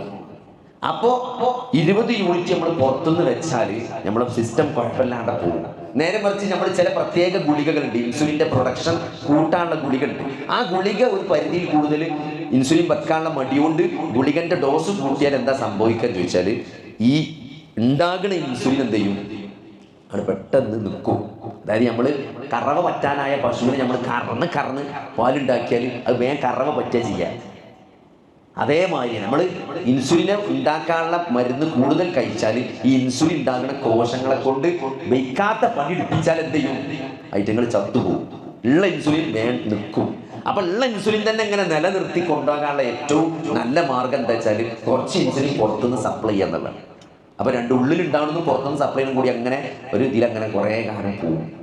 നേരെ മറിച്ച് ഇൻസുലിൻ വെക്കാനുള്ള മടിയോട് ഗുളികൻ്റെ ഡോസ് കൂട്ടിയാൽ ഉള്ളിലുണ്ടാകുന്ന ഇൻസുലിൻ്റെ അളവ് പെട്ടെന്ന് എന്ത് ചെയ്യും, കുറച്ചൊക്കെ ഉണ്ടാവും, പിന്നെ പറ്റണ്ട്, പിന്നെ ഫുള്ള് നമ്മൾ പുറത്തുനിന്ന് നോക്കേണ്ടി വരും. അപ്പോൾ ഇപ്പോൾ ശാസ്ത്രം പറയണത് എന്താ വെച്ചാൽ കുറച്ച് ഇൻസുലിൻ നേരത്തെ ചെറിയ ഡോസിൽ 24 മണിക്കൂർ പ്രവർത്തിക്കുന്ന ഇൻസുലിൻ ഉണ്ട്. പണ്ടത്തെ പോലെയല്ല. സാധാരണ ഇൻസുലിൻ 6 മണിക്കൂർ 8 മണിക്കൂറേ പ്രവർത്തിക്കുള്ളൂ. ഇന്ന് പുതിയ ഇൻസുലിൻ ഇറങ്ങി 24 മണിക്കൂർ ആക്ഷനുള്ള. അപ്പോൾ രാത്രി കിടക്കുമ്പോൾ ചെറിയൊരു 10 യൂണിറ്റ് വെച്ചാൽ ഫുൾ ഒരു ദിവസം അവിടെ കിടക്കും ശരീരത്തിൽ. അപ്പോൾ അതാണ് ഏറ്റവും നല്ലത്. അപ്പോൾ പ്രമേഹം നമ്മൾ നിയന്ത്രിക്കണം. നിങ്ങൾക്ക് ഏത് ഹലാലായ ചികിത്സ എടുക്കാം. അള്ളാന്റെ റസൂല് ഹറാമ് കൊണ്ട് ചികിത്സിക്കരുത് എന്നേ പറഞ്ഞിട്ടുള്ളൂ. ഹലാലായ ഏത് ചികിത്സ, അത് ഹോമിയോ ആണെങ്കിലും അക്യുപങ്ക്ചർ ആണെങ്കിലും ആയുർവേദം ആണെങ്കിലും വയനാട്ടെ പച്ചമരുന്നാണെങ്കിലും എന്ത് മരുന്ന് നിങ്ങൾ കുടിച്ചോളി, ഹലാലാണെങ്കിലും ഒരു കുഴപ്പമില്ല. പക്ഷേ നിങ്ങളെ ഷുഗർ നോക്കുമ്പോൾ എന്താകണം, അത് നോർമലാണ്. ആൾക്കാരെന്താ വെച്ചാൽ ഞാൻ മരുന്നുണ്ട് മറ്റേ ചികിത്സ എന്നിട്ടോ എങ്ങനെയുണ്ട് ഷുഗർ, ഞാൻ ഇപ്പോൾ നോക്കില്ല, ഇത് കുഴപ്പമൊന്നുമില്ല. അതുള്ള നിങ്ങൾ ഏത് ചികിത്സ എടുക്കുന്നുണ്ടോ നമ്മൾ എതിരല്ല. പക്ഷെ നിങ്ങളെ ഷുഗർ ഇടക്കിടക്ക് ചെക്ക് ചെയ്യണം, അത് നോർമലാണ്. വയനാട്ടിലെ ആദിവാസിൻ്റെ മരുന്ന് കുടിച്ചിട്ട് ഷുഗർ നോർമലാണ്, നിങ്ങൾ അതന്നെ കുടിച്ചോളൂ. നിങ്ങൾ അലോപ്പതി ഇരിക്കണം എന്ന് ഇവിടെ ആരും പറയില്ല, ഷുഗർ നിയന്ത്രിക്കണം എന്നേ പറയുള്ളൂ. അപ്പോൾ അത് ഏറ്റവും നല്ലത് എക്സസൈസാണ്. എക്സസൈസും ഭക്ഷണ നിയന്ത്രണം ഏറ്റവും നല്ല മാർഗം. അയിമ നിയന്ത്രിക്കണില്ലെങ്കിൽ അതിൻ്റെ കൂടെ കുറച്ച് ഗുളിക ഉള്ള നമ്മുടെ ശരീരത്തിൽ ഉൽപ്പാദിപ്പിക്കപ്പെടുന്ന ഇൻസുലിൻ്റെ പ്രവർത്തനക്ഷമത കൂട്ടുന്ന ഗുളികകളാണ് തുടക്കത്തിൽ കൊടുക്കുക. അത് കൂടി കുടിച്ചാൽ കുറേയൊക്കെ ഒരു 70% കേസിലും തുടക്കത്തിൽ അയിമ അങ്ങനെ പോയി കൊടുക്കുവായിട്ടല്ലാണ്ട് 10 അങ്ങനെ പോകും ശ്രദ്ധിച്ചാൽ. അപ്പോൾ ഇത് ശ്രദ്ധിക്കാതെ വെക്കുമ്പോൾ കംപ്ലീറ്റ് അടിച്ചു പോകും. പ്രത്യേകം മനസ്സിലാക്കുക, എവിടെയൊക്കെ രക്തോടുണ്ടോ അവിടെയൊക്കെ ഡാമേജ് ഉണ്ടാകും. അതാണ് പ്രമേഹത്തിൻ്റെ പ്രത്യേകത. ഒരു സ്ഥലത്ത് മാത്രമല്ല വരിക. മുറി ഉണങ്ങാത്ത അതുകൊണ്ടാണ്, ക്രിയാറ്റിൻ കൂടുന്നത് അതുകൊണ്ടാണ്, അറ്റാക്ക് വരുന്നത് അതുകൊണ്ടാണ്, സ്ട്രോക്ക് വരുന്നത് അതുകൊണ്ടാണ്. എവിടെ രക്തമുണ്ടോ ആ രക്തക്കൊയൊക്കെ നാശാവും ഷുഗർ അനിയന്ത്രിതമായി കൂടിക്കഴിഞ്ഞാൽ. അപ്പോൾ നമ്മൾ ഭക്ഷണം ആവശ്യത്തിന് കഴിക്കാം. 5-6 കല്യാണം ഉണ്ട് വിചാരിച്ചു കണ്ട് കല്യാണത്തിന് പോയി കൂടിയില്ല, എല്ലായിടത്തും പായസവും മന്തി ചോറും ഇതൊക്കെ ഷുഗറാണ് അല്ലേ. നിങ്ങൾ കുടിച്ചുന്ന ജ്യൂസ് അതൊക്കെ ഷുഗർ. ഈ ജ്യൂസൊക്കെ എന്ന് പറഞ്ഞാൽ ഷുഗറിനെ ബൂം എന്ന് പറഞ്ഞാൽ മേലേക്ക് പോണ സാധനമാണ്. എന്നിട്ട് ഇപ്പോൾ അത് കഴിഞ്ഞിട്ട് നേരെ പോയിട്ട് ബിരിയാണി ബൂം, അത് കഴിഞ്ഞിട്ട് പിന്നെ ഐസ്ക്രീം ബൂം, എന്നിട്ട് പിന്നെന്താ അത്രയും ഡാമേജാണ് നമ്മൾ ഉണ്ടാക്കുന്നത്. അപ്പോൾ നമ്മൾ കുറച്ച് ബിരിയാണി ഇന്ന് ജ്യൂസ് ഒഴിവാക്കുക, ജ്യൂസ് വേണ്ടാക്കുക, അതിന് പകരം ബിരിയാണി ഇന്ന് വിചാരിച്ചാൽ നിങ്ങൾക്ക് ബിരിയാണി ഇഷ്ടമെന്നുണ്ടെങ്കിൽ അത് ഇഷ്ടമുള്ളത് തിന്നോളി. അവിടെ ഇന്ന ഭക്ഷണം തിന്നണമെന്ന് ഇപ്പോൾ ആരും പറയില്ല, നിങ്ങൾക്ക് ഇഷ്ടമുള്ളത് തിന്നോളി, പക്ഷേ കുറച്ച് തിന്നാൻ പാടില്ല. ഇതിപ്പോൾ ചക്ക എന്താണ് പുതിയ നല്ല വരിക്കച്ചക്ക കാണുമ്പോണ്ടെങ്കിൽ നിങ്ങൾ രാത്രി ഒന്നും കഴിക്കണ്ട, ഒരു മരുവിൻ്റെ മുമ്പ് ഒരു 10 വരിക്കച്ചക്കം തിന്നാലും ഞന്ന് പിന്നെ ഒന്നും പരിപാടിയില്ല. അല്ലെങ്കിൽ നിങ്ങൾ ഉച്ചയ്ക്ക് ചോറ് കഴിക്കാൻ തീരുമാനിച്ചിട്ടുണ്ടെങ്കിൽ ആ ചോറിന് മാറ്റിയിട്ട് ചപ്പാത്തി മാറ്റിയിട്ട് നിങ്ങൾ എന്ത് ചെയ്യുക, ഒരു 7 നല്ല വരിക്കച്ചക്കൻ്റെ ചോറാണ് തിന്നുക. അതാണ് ഇന്നത്തെ ഭക്ഷണം. അതല്ലാതെ അത് കഴിഞ്ഞ് മേപ്പടിയിട്ട് ചോറ് തിന്ന് പിന്നെ ഇങ്ങനെ മുപ്പര് ചക്കിയും മാങ്ങ ഇങ്ങനെ മുറിച്ചിങ്ങനെ കുത്തിങ്ങനെ ഇറുക്കിളിയുണ്ട്, എന്താണ് കുത്തേണ്ട കുത്തലുണ്ടല്ലോ, തുപ്പിക്കൊണ്ടോ അങ്ങനെ കുത്തി ഇങ്ങനെ തിന്നുക. എന്താ ഇപ്പോൾ ഷുഗർ? എന്നിട്ട് കുറ്റം മുഴുവൻ ഇൻസുലിനും ഡോക്ടർമാർക്കും. അപ്പോൾ അവിടെ കാട്ടുന്നത് ശരിയല്ല. അപ്പോൾ നോക്കുമ്പോഴൊക്കെ കൂടുതൽ എന്താ മാങ്ങ കുത്തി ഇങ്ങനെ തിന്നല്ലേ.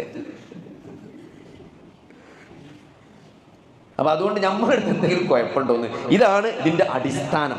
ഇതിൻ്റെ മാത്രമല്ല, ഏത് ജീവിത ശൈലി രോഗങ്ങളുടെയും അടിസ്ഥാനം എന്നത് ഈ അമിതമായ കാലറിയാണ്, അമിതമായ ഭക്ഷണമാണ്, ആവശ്യത്തിൽ കൂടുതലുള്ള ഭക്ഷണം. അതുകൊണ്ട് അത് നിർത്തുക. പിന്നെ എക്സസൈസ് കൂട്ടത്തിൽ തീരെ നടത്തല്ല. പണ്ടൊക്കെ ആൾക്കാരിങ്ങനെ പറഞ്ഞു അവൻ്റെ സ്കൂളിലൊക്കെ അവിടുന്ന് ഇവിടുന്ന് അങ്ങോട്ട് ചെറുതാവുന്ന ഇങ്ങോട്ട് കിടന്നിരുന്നു അങ്ങോട്ട് കിടന്നിരുന്നു ഇങ്ങനെ പോയിട്ട്. ഇന്ന് ആർക്കും നടത്തല്ല. സ്കൂൾ ബസ് മുറ്റത്തേക്ക് വരും, പിന്നെ പണ്ടേക്കുന്ന സ്കൂട്ടി പറ്റുകൊണ്ട് സൊഫിലൊക്കെ സ്കൂട്ടി നിർത്താൻ പറ്റുമെങ്കിൽ ആൾക്കാർ ഇനി സൊഫിൽ കൊണ്ടുപോയി. ഞാൻ അങ്ങനെ ആലോചിച്ചു, തവാഫ് ചെയ്ത് ഒട്ടകത്തിന്റെ പുറത്താണ് ഇവിടെ വായിച്ചു. അപ്പോൾ സംഭവം സ്കൂട്ടികൾ കൊണ്ടുപോയി പാർക്ക് ചെയ്ത് ദൈവത്തിന് നമസ്കരിച്ചാൽ പോരെ. ഇനിയിപ്പോൾ കഞ്ചിന് മുട്ടിനൊന്നും ഇല്ല, ഏതായാലും നമസ്കരിച്ചത്. ഞാൻ അത്രയും നടക്കില്ല. എന്നോട് ഒരാൾ പറഞ്ഞത് ഞാൻ മുട്ട് മാറ്റണം എന്നൊക്കെ ആഗ്രഹമുണ്ട്, പക്ഷെ എന്താ പറയുക, ഞാൻ ഇപ്പോൾ സ്കൂട്ടി വന്ന് ഇറങ്ങലില്ല. അപ്പോൾ എന്താ വെച്ചാൽ എല്ലായിടത്തും മുമ്പ് അയിമ ഇങ്ങനെ പോവുകയാണ്, അയിമന്ന് ഇറങ്ങിയ പ്രശ്നമാണ്. എല്ലായിടത്തും എത്തും മുമ്പ് സ്കൂട്ടി ആയിട്ട്. അപ്പോൾ ഞാൻ അങ്ങനെ ആലോചിച്ചു, സംഭവം ചെയ്താൽ കരൻ്റെ ഉള്ളിൽ പള്ളിക്കലൊക്കെ അങ്ങനത്തെ കൊണ്ട് പാർക്ക് ചെയ്ത് സോപ്പിലൊക്കെ നിർത്താൻ ഇവിടെ അങ്ങോട്ടൊക്കെ റൂം ഉണ്ടാക്കിയാൽ പോരെ. കാരണം ഇസ്ലാമിലെ ചെരുപ്പിട്ട് കണ്ടാൽ നിസ്കരിച്ചെന്ന് പറഞ്ഞത് നബിൻ്റെ കാലത്ത്. അപ്പോൾ എന്താ പ്രശ്നം അല്ലേ, സ്കൂട്ടിമേ ചെരുപ്പിട്ട് എന്താണ് നിസ്കരിച്ചാൽ. ഞാൻ പറഞ്ഞാൽ അത്രയും ആൾക്കാർ, ഞാനൊന്ന് ഇതിന് ദീനല്ല, ഞാൻ അത്രയും ആൾക്കാർ ഇളകണില്ല എന്നാണ് പറയണത്, ഇളകണില്ല. അപ്പം അതുകൊണ്ട് എക്സസൈസ് അത്യന്താപേക്ഷിതമാണ്. കുറച്ചൊക്കെ ഒന്ന് തടിയാണ്. ഒന്നുമില്ലെങ്കിൽ രാവിലെ നടക്കുകയും ചെയ്യും. അതിനിപ്പോൾ ആൾക്കാർക്ക് മുട്ടുകൊണ്ട് വീഴ്ചാം. ഇപ്പം എന്താ വെച്ചാൽ എല്ലാവരും ചാട്ടും എന്തൊക്കെയോ എക്സസൈസുകൾ നടക്കും, എന്തൊക്കെയോ കഞ്ചും കാലും തിരിച്ച് ഇതൊക്കെ തിരിച്ച്. ഇതിനൊക്കെ ഒരു പ്രായമുണ്ട്, 70-65 വയസ്സിലൊക്കെ പോയി. ഇന്നാളുണ്ട് ഒരു ഉമ്മ വന്നിട്ട് 59 വയസ്സാണ്. ഞാനിങ്ങനെ ആലോചിക്കാം, ഒരു വല്യമാൻ്റെ പ്രായമായിട്ടുണ്ട്. ഇപ്പം എന്താ അമ്മ പ്രശ്നം വെച്ചാൽ എൻ്റെ കാല് പച്ച വളഞ്ഞിടാറാണ്. അപ്പോൾ ഞാൻ നോക്കുമ്പോൾ നല്ല വളമുണ്ട്. അപ്പം എങ്ങനെ നിങ്ങൾ കണ്ടുവച്ചു. ഞാൻ ഇപ്പോൾ ജിമ്മിൽ പോകുന്നുണ്ട്. 59 വയസ്സായ മലപ്പുറം ജില്ലയിലെ ഒരു ഞാൻ പരിഹസിക്കല, ഹൈറന്നെയാണ്. ജിമ്മിൽ പോകുന്നത് മാത്രമല്ല, എന്നൊരു ലെഗിങ്സ് ഇട്ട് കണ്ടാൽ നിൽക്കില്ല. അപ്പം കണ്ടതാണ് കാലിങ്ങനെ വളഞ്ഞിക്കണം,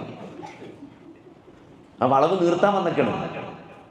അപ്പോൾ ആൾക്കാർ നല്ല ബോധവാന്മാരാണ്, ഇപ്പോൾ നല്ല എക്സസൈസ് ഒക്കെ ചെയ്യുന്നത്, ഹൈറന്നെയാണ്. അപ്പോൾ അതുകൊണ്ട് എന്താ പ്രശ്നമല്ലോ, നമ്മളിതൊന്നും ചെയ്യാതെ ഒരു 10-50 വയസ്സിൽ പോയി കണ്ട് എക്സസൈസ് ചെയ്യാൻ നിന്നാൽ പിന്നെ ഉള്ളതും കേട്. അതൊക്കെ ഒരു പരിധിയുണ്ട്. ചെറിയ എക്സസൈസ് ഒക്കെ പറ്റുള്ളൂ, ഒക്കെ ചോദിച്ച് മനസ്സിലാക്കിയിട്ടൊക്കെ ചെയ്താൽ മതി. എല്ലാം കൂടി ചെയ്താൽ പിന്നെ നീച്ചിക്കാൻ പറ്റില്ല. അപ്പോൾ അതുകൊണ്ട് കേടെന്ന ജോയിന്റ് വെച്ചുകൊണ്ട് കൂടുതൽ എക്സസൈസും ചാട്ടമൊന്നും നടക്കൂല. നടത്തത്തിന് കുഴപ്പമില്ല, കുന്നും മല ഒഴിവാക്കി നിരന്ന സ്ഥലത്തൂടെ നടക്കുക. പിന്നെ സൈക്കിൾ ചവിട്ടാൻ പറ്റുമെങ്കിൽ അത് ചെയ്യാം. അതിൻ്റെ അപ്പുറത്തേക്കുള്ള ഓട്ടം ചാട്ടമൊന്നും ഒരു പ്രായം കഴിഞ്ഞാൽ പിന്നെ നടക്കൂല, അപകടമാണ്. അപ്പോൾ അതുകൊണ്ട് ഏറ്റവും നല്ലത് ഭക്ഷണം കുറക്കുക എന്നുള്ളതാണ്. പിന്നെ എക്സസൈസ് ചെയ്യാൻ പറ്റുന്നവർക്ക് ഉണ്ടെങ്കിൽ കുറച്ച് എക്സസൈസ് ഒക്കെ ചെയ്താൽ എന്ത് ചെയ്യാം, നമുക്ക് തിന്നലുമാണെങ്കിൽ കുറച്ച് കൂട്ടാൻ പറ്റും. കാരണം നമുക്ക് കുറച്ച് എനർജി നമ്മളെ ചിലവാക്കുന്നുണ്ടെങ്കിൽ ഭക്ഷണമൊക്കെ നമുക്ക് കുറച്ച് കൂട്ടാൻ പറ്റും. അല്ലെങ്കിൽ ഭക്ഷണം നന്നായിട്ട് കുറയ്ക്കുക മാത്രമേ മാറുകയുള്ളൂ. അപ്പോൾ ഇതാണ് ഇതിൻ്റെ അടിസ്ഥാനം. പിന്നെ നമ്മൾ ഇത് കൃത്യമായിട്ട് ചെക്ക് ചെയ്യാം. ചെക്ക് ചെയ്ത് കൃത്യമായിട്ട് ചെക്കപ്പുകൾ നടത്തിയിട്ട് കൂടുതലാണോ, നമ്മൾ ചെക്ക് ചെയ്യുമ്പോഴേ നമുക്ക് അറിയുള്ളൂ കൂടുതലാണോ കുറവാണോ എന്നുള്ളത്. നമ്മൾ നിയന്ത്രണം ഒന്നുകൂടി ശക്തമാക്കണോ, നിയന്ത്രണം ലൂസാക്കണോ എന്നൊക്കെ അറിയണമെങ്കിൽ നമുക്കിത് ഇടയ്ക്കിടയ്ക്ക് ചെക്ക് ചെയ്യണം. അപ്പോൾ അത് നമ്മൾ ചെയ്യുക. പിന്നെ കൃത്യമായിട്ട് എന്ത് ചെയ്യുക, ചെക്കപ്പുകളൊക്കെ കൃത്യമായിട്ട് ആ സമയത്ത് ചെയ്യുക. മരുന്നും കൃത്യമായിട്ട്, നമ്മുടെ നാട്ടിലൊക്കെ എന്താ വെച്ചാൽ 10 ദിവസത്തിന് 1 മാസത്തിന് മരുന്നുണ്ടായാൽ 2 മാസമൊക്കെ കുടിച്ചു അല്ലേ. ചിലന്മാർക്കൊക്കെ പ്രഷറിൻ്റെ ഗുളിക നമ്മളെങ്ങനെ കൊടുത്താലും അമ്മ പൗതിയാവും. അപ്പോൾ നമ്മൾ ഈ പൊട്ടിച്ചാൻ പറ്റാത്ത ഗുളിക ഉണ്ട്. ഞാൻ നാളെ ഒരു പൊട്ടിച്ചാൻ പറ്റാത്ത ഗുളിക എടുത്തു. അപ്പം എന്നിട്ട് പിറ്റേ മാസം തന്നെ ഞാനേ എൻ്റെ ഗുളിക പൊട്ടിച്ചാൻ പറ്റാത്തത് ഞാൻ 1.5 കുടിച്ച. ഇവിടെ ആരും നമുക്ക് തോൽപ്പിക്കാൻ പറ്റില്ല. പൊട്ടിച്ചാൻ പറ്റാത്തതുകൊണ്ട് 1.5 കുടിച്ചത്. അപ്പോൾ നമ്മൾ പൊട്ടിച്ചാൻ പറ്റാത്ത എഴുതിയിട്ടും കാര്യമില്ല. അപ്പോൾ ഞാൻ ഇപ്പം എന്താ കാട്ടിൽ വെച്ചാൽ ഡബിൾ ഡോസ് കൊടുക്കുക. അപ്പോൾ ഒരു പൊട്ടിച്ചോളൂ.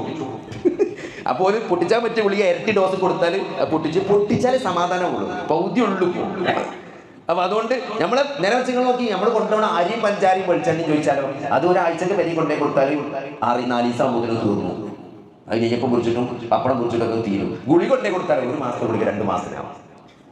അപ്പോൾ അതുകൊണ്ട് ചികിത്സ കൃത്യമായിട്ട് എടുക്കണം, മരുന്ന് കൃത്യമായ അളവിൽ എന്ത് ചെയ്യണം, കുടിക്കണം. അതിലൊന്ന് മറക്കണം. ചിലർക്ക് മറക്കണം. എങ്ങനെ ഈ മറക്കണം? ഞാൻ ഒരു ഉമ്മനോട് മറക്കണം. അപ്പോൾ ഒരു കാര്യം, ഈ ഗുളികപ്പെട്ടി നിസ്കാരപ്പായിലിട്ടാൽ നിങ്ങളെ നിസ്കാരക്കുപ്പായല്ലേ അതിൻ്റെ ഉള്ളിലിട്ടാൽ നിങ്ങളെ ഗുളികപ്പെട്ടിയാണ് 5 നേരം കാണുമല്ലോ. അപ്പോൾ അതുകൊണ്ട് അതെന്താ അറിയോ, അത് പൊതുവെ താല്പര്യമില്ലാത്തതുകൊണ്ടാണ് ഗുളിക കുടിച്ചാൽ, അല്ലാതെ കാണായിട്ടല്ല. അപ്പോൾ അതുകൊണ്ട് ഇത് നമ്മൾ കൃത്യമായിട്ട് ചികിത്സിക്കുക, പരിശോധന നടത്തുക, പിന്നെ പ്രാർത്ഥിക്കുക. ഇതിലൊക്കെ തരും. നിങ്ങൾ ആലോചിക്കും എത്ര ഗുളികയാണ് നമ്മൾ കുടിച്ച് കൂടുതൽ പ്രശ്നം. ചില ആൾക്കാരൊക്കെ പറയും 12-13 ഗുളിക ഉണ്ട് കുടിച്ചത്. അവിടെ എനിക്ക് തോന്നിയ നല്ലൊരു മാർഗം, ഓരോ ഗുളിക കുടിച്ചുമ്പോൾ നിങ്ങൾ പടച്ചോനോട് പ്രാർത്ഥിക്കാം. ഇപ്പം അറ്റാക്ക് ആണെങ്കിൽ പടച്ചോനെ അറ്റാക്ക് വരരുതേ പടച്ചോനെ, അല്ലേ? അറ്റാക്ക് വന്നിട്ടാണ് നമ്മൾ കുടിച്ചത്, ഇങ്ങനെ അറ്റാക്ക് പടച്ചോനെ തരരുത്, എൻ്റെ അസുഖം ശിഫയാക്കിക്കൊണ്ടാ എന്ന് ഒരു ഗുളി കുടിച്ചുകൊണ്ട് വരുന്നൂടെ. അപ്പം എത്ര കൂലിയിട്ട് നോക്കി, എത്ര 14 ഗുളി കുടിച്ചവനൊക്കെ 14 ദുആയല്ലേ. പ്രാർത്ഥന അത് തന്നെയാണ് ആരാധന. പ്രാർത്ഥന ആരാധനയുടെ മജ്ജയാണ്. അല്ലെ? വിശുദ്ധ ഖുർആനിൽ റമദാനുമായി ബന്ധപ്പെട്ട് അള്ളാഹു 4 ആയത്താണ് വിശുദ്ധ ഖുർആനിൽ ആകെ പറഞ്ഞത്, സൂറത്തുൽ ബഖറയിൽ. അല്ലേ? പറഞ്ഞിട്ട് 2-ാമത്തെ ആയത്ത് ഏതാ? അയ്യാമൻ മഅദൂദാത്ത്. 3-ാമത്തോ ശഹ്റു റമളാൻ അല്ലദീ ഉൻസില ഫീഹിൽ ഖുർആൻ. അത് കഴിഞ്ഞിട്ട് പിന്നെ വേറൊരു വിഷയമാണ് പഠിച്ചോളാം. വഇദാ സഅലക ഇബാദി അന്നി ഫഇന്നി ഖരീബ് ഉജീബു ദഅവത ദാഇ ഇദാ ദഅാനി ഫൽയസ്തജീബു ലി വൽയുമിനു ബി ലഅല്ലഹും യർഷുദൂൻ.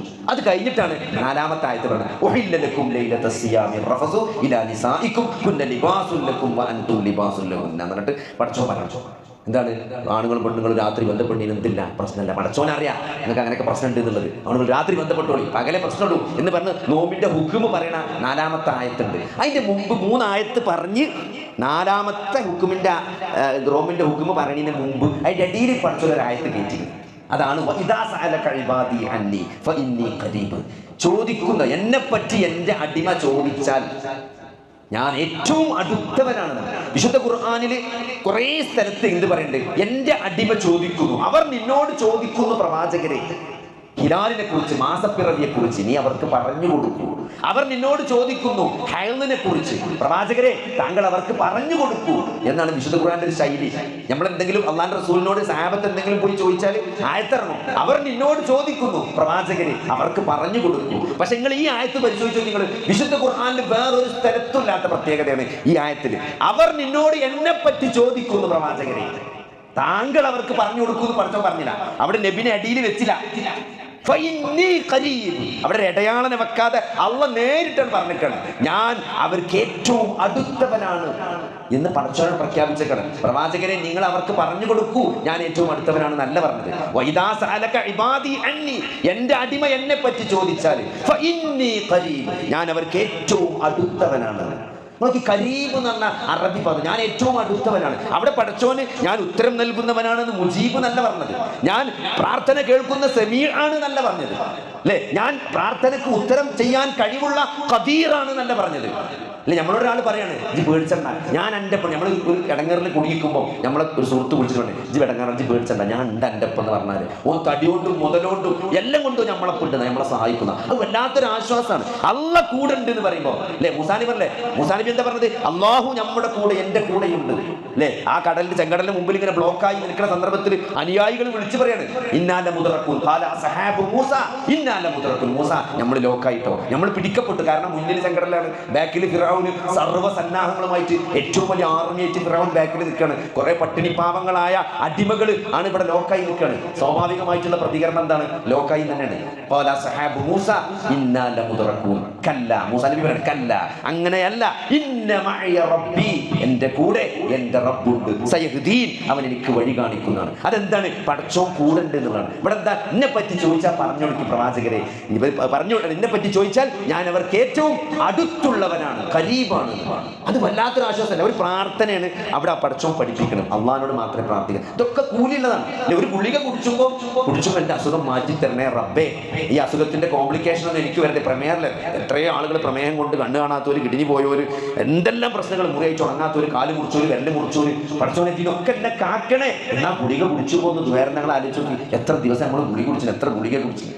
അപ്പൊ അതുകൊണ്ട് ഇതിന്റെ അപ്പുറത്തുള്ളതാണ് പ്രാർത്ഥന. ഗുളിക കുടിച്ചാൽ ആ ഗുളിക കൊണ്ട് ഒരു ശിഫ കിട്ടണമെങ്കിൽ അല്ലേ, ഒരു 10 ആൾക്ക് ടൈഫോയിഡ് വന്നു, 10 ആളും ആസ്പത്രിയിൽ അഡ്മിറ്റായി, 10 ആൾക്കും സൂചി ഇഞ്ചക്ഷനൊക്കെ വെച്ചു, അതിൽ ഒരാൾ മരിച്ചു. എന്തേ സഹോദരങ്ങൾ, എന്തേ മരുന്ന് പ്രവർത്തിച്ചില്ലേ? അത് പടച്ചോണ്ട് എല്ലാത്തിൻ്റെ മേലെ പടച്ചോണ്ട് തൗഫീഖുണ്ട്. അത് നമ്മൾ മറക്കാൻ പാടില്ല. അതാണ് പ്രാർത്ഥന എന്ന് പറഞ്ഞാൽ. മരുന്നിന് കഴിയാത്തത്, അതിലൊക്കെ കാര്യകാരണ ബന്ധങ്ങളെ നിയന്ത്രിക്കുന്ന പടച്ചോണ്ട്. ആ പടച്ചോനിലാണ് നമ്മൾ എന്ത് ചെയ്ത്.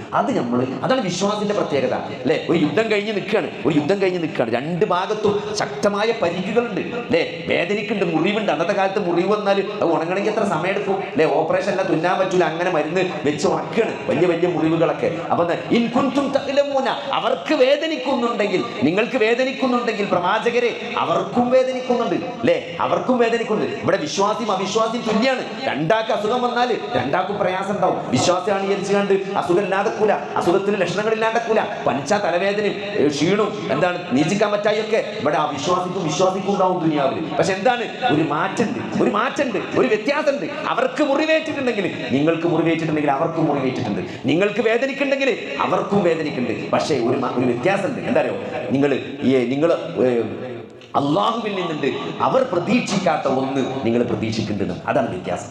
അവർ പ്രതീക്ഷിക്കാത്ത ഒന്ന് നിങ്ങൾ പ്രതീക്ഷിക്കേണ്ടത്. അതെന്താണ്, ഈ പ്രയാസത്തിനൊക്കെ പടച്ചോനിക്ക് കൂടി വരും എന്നുള്ളത്. ഈ പ്രയാസത്തിൽ നിന്ന് എന്നെ രക്ഷപ്പെടുത്താൻ അള്ളാഹ്ക്ക് മാത്രമേ കഴിയുള്ളൂ എന്നുള്ളത് അത് വലിയൊരു വിശ്വാസമാണ്. ആ വിശ്വാസമാണ് ഒരു വിശ്വാസിയുടെ തണൽ എന്ന് പറയുന്നത്. അതുകൊണ്ട് ഈ അസുഖത്തിലൊക്കെ നമ്മൾ മറക്കാൻ പാടില്ലാത്തത് നമ്മുടെ അള്ളാഹുവിനോട് മാത്രമായിട്ടുള്ള ഈ പ്രാർത്ഥനയാണ്. അതല്ലാതെ അത് അള്ളാഹുവിലേക്കുള്ള ഒരു ശക്തിയിലേക്ക് ഒരു കാരണവശാലും അത് പോകാൻ പാടില്ല. ഒരു ജാറത്തിലുള്ള ആർക്കോ അല്ലെങ്കിൽ ജീവിച്ചിരിക്കുന്ന മരിച്ചതുമായ ജിന്നിനോ മലക്കിനോ ശൈത്താനോ നിങ്ങൾ പാപ്പാക്കോ ഒരാൾക്കും തന്നെ നമ്മളെ ബാധിച്ച ഒരു അസുഖത്തെ മാറ്റാനുള്ള കഴിവില്ല.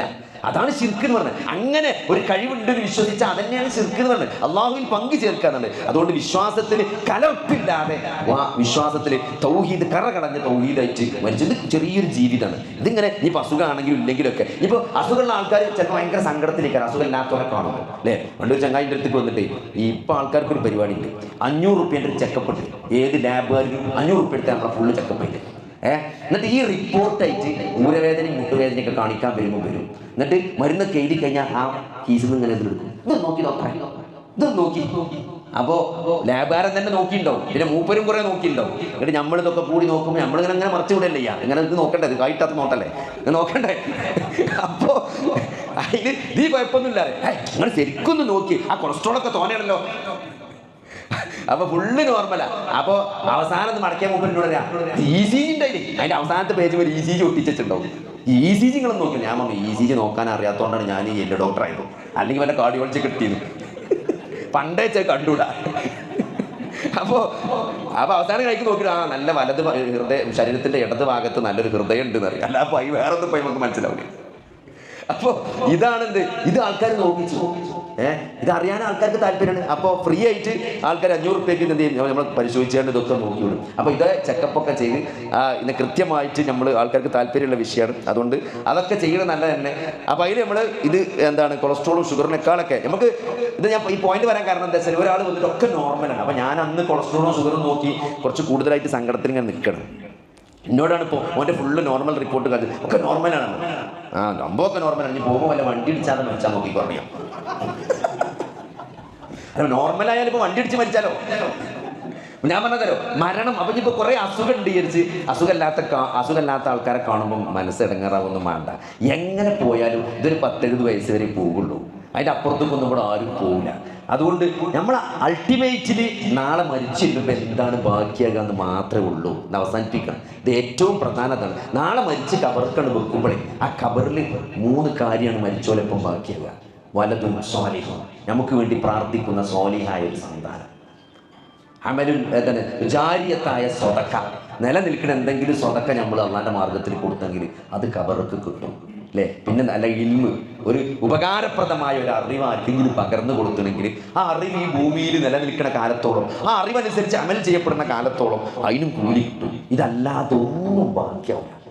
അപ്പൊ അതുകൊണ്ട് അത് മാക്സിമം ഉണ്ടാക്കാനാണ് നമ്മൾ ശ്രമിക്കേണ്ടത്. അസുഖമൊക്കെ വരും പോവും. അസുഖത്തിലൊക്കെ വിശ്വാസിയുടെ നിലപാട് എന്താ വെച്ചാൽ, ഒന്ന് ചികിത്സിക്കുക, അതിന് കൃത്യമായിട്ട് ചികിത്സ, രണ്ട് നല്ല പടച്ചോനോട് പ്രാർത്ഥിക്കുക. ഒരു ഏത് അസുഖം വന്നാലും അല്ലാഹുവിൽ നിന്ന് അകന്നു പോകാൻ പാടില്ല. പടച്ചോനോട് കൂടുതൽ അടുക്കുക വേണ്ടത്. പ്രാർത്ഥിച്ച് ഖേദിച്ച് ചെയ്ത പാപങ്ങൾ ഏറ്റുപറഞ്ഞ് തൗബ ചെയ്ത് അള്ളാഹുവിനോട് ഇസ്തിഗ്ഫാർ നടത്തി അള്ളാഹുവിലേക്ക് ഖേദിച്ച് മടങ്ങി അള്ളാഹിനെ പറ്റി നല്ലൊരു വിചാരം വെച്ചുകൊണ്ട് അപ്പോഴാണ് ആ പരീക്ഷണത്തിന് നമ്മൾ ജയിക്കുള്ളൂ. ഒരു പരീക്ഷണത്തിൽ ജയിച്ചോ തോറ്റോ എന്നറിയാം. എങ്ങനെയാണ് ഒരു പരീക്ഷണം കാരണം ഒരാൾ അള്ളാഹുവിലേക്ക് അടുത്താൽ ജയിച്ചു, അള്ളാഹുവിന് അകന്ന പരീക്ഷണത്തിൽ തോറ്റു.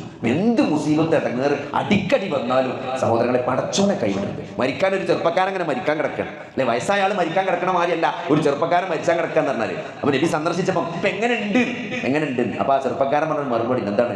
അല്ലാഹുവിന്റെ കാരുണ്യത്തിൽ അങ്ങേയറ്റത്തെ പ്രതീക്ഷയുണ്ട്. ചെയ്തു പോയ പാപങ്ങളെ പറ്റി നല്ല പേടിയുണ്ടെങ്കിലും അള്ളാഹുവിന്റെ കാരുണ്യത്തിൽ എനിക്ക് നല്ല പ്രതീക്ഷ ഉണ്ട് എന്നാണ് അള്ളാഹുവിന്റെ റസൂൽ പറയുന്നത്. അതാണ് ശരിയായ ഒരു വിശ്വാസിയുടെ നിലപാട് അല്ലെ? പേടിമാണം, ഹൗഫുമാണം, റജാവുമാണം. അള്ളാഹിന്റെ ശിക്ഷയെ നല്ല പേടിമാണം, അള്ളാഹുവിന്റെ കാരുണ്യത്തിൽ നല്ല പ്രതീക്ഷയും. ആ ഒരു മനസ്സോടു കൂടിയാണ് ഒരു വിശ്വാസി ജീവിക്കേണ്ടത്. അതുകൊണ്ട് എന്ത് ചെയ്യാം, മരണം വരെ ഇത് ഇവിടെ അവസാനിക്കണതല്ല ജീവിതം, മരണത്തോടുകൂടി തുടങ്ങണതാണ് ജീവിതം. അപ്പോൾ ഇവിടെ എന്ത് വന്നാലും അവിടെ ഒരു നഷ്ടം വരാൻ പാടില്ല എന്നുള്ളൊരു ബോധത്തോടു കൂടി അള്ളയും റസൂലും എന്ത് പറഞ്ഞോ എന്ത് പഠിപ്പിച്ചോ അതിൻ്റെ അപ്പുറത്തേക്ക്, അതാണ് അള്ളാഹു നിങ്ങൾക്ക് ഹിദായത്ത് നൽകിയതിൽ നിങ്ങൾ അവനെ മഹത്വപ്പെടുത്താൻ വേണ്ടിയിട്ടാണ് നോമ്പ് എന്നാ പറഞ്ഞത്. അപ്പൊ എന്താണ്? അതൊരു നിലപാടാണ് ജീവിതത്തിൽ. അല്ലാഹു അക്ബർ എന്നുള്ളത് മറ്റെന്തിനേക്കാളും എനിക്ക് വലുത്, എൻ്റെ ജോലിനേക്കാൾ, എൻ്റെ സമ്പത്തിനേക്കാൾ, എൻ്റെ മക്കളെക്കാൾ എനിക്ക് വലുത് അള്ളാന്റെ ദീനാണ്, അള്ളാഹും റസൂലുമാണ് എന്ന പ്രഖ്യാപനം. അതാണ് തഖ്വ, അതാണ് നോമ്പിന് കിട്ടേണ്ടത്, അതാണ് നമ്മളെ ഈ ജീവിതം കൊണ്ട് നമ്മൾ നേടിയെടുക്കേണ്ടത്. അത് രോഗിയാണെങ്കിലും ആരോഗ്യം ഉണ്ടെങ്കിലൊക്കെ ആ ബോധത്തിന് ഒരു മാറ്റം വരുന്നത് അതിനുള്ള പരിശ്രമമാണ്. അതുകൊണ്ട് അള്ളാഹു റസൂലിനെ ജീവിതത്തിന്റെ സകല മേഖലകളിലും അനുസരിച്ചുകൊണ്ട് നന്ദി കാണിച്ചു ചെയ്ത അനുഗ്രഹങ്ങൾ ഉള്ളതിൽ തൃപ്തിപ്പെട്ട് കിട്ടിയ അനുഗ്രഹങ്ങൾക്ക് നന്ദി കാണിച്ചുകൊണ്ട് പ്രയാസങ്ങളിൽ ക്ഷമിച്ചുകൊണ്ട് മുന്നോട്ട് പോയാൽ പടച്ചോൻ എന്ത് ചെയ്യും? നമ്മൾ പടച്ചോനെ എല്ലാ സമയത്തും അള്ളാഹിനെ ഓർത്തുകൊണ്ട് മുന്നോട്ട് പോയാൽ എന്ത് ചെയ്യും? നമ്മൾ അള്ളാഹുവിലേക്ക് നടന്ന അള്ളാഹു നമ്മളിലേക്ക് മണ്ടുന്നു.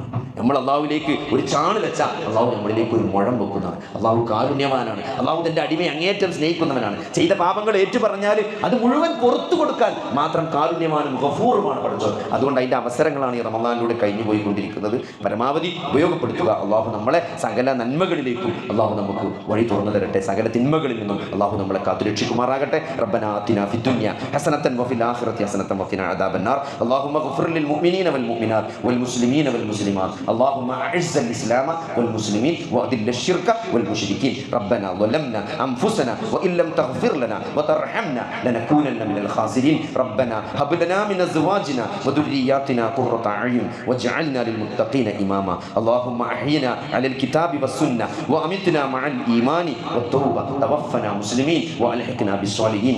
آمين آمين برحمتك يا أرحم الراحمين. اللهم صل على محمد وعلى آل محمد വൽഹംദുലില്ലാഹി റബ്ബിൽ ആലമീൻ.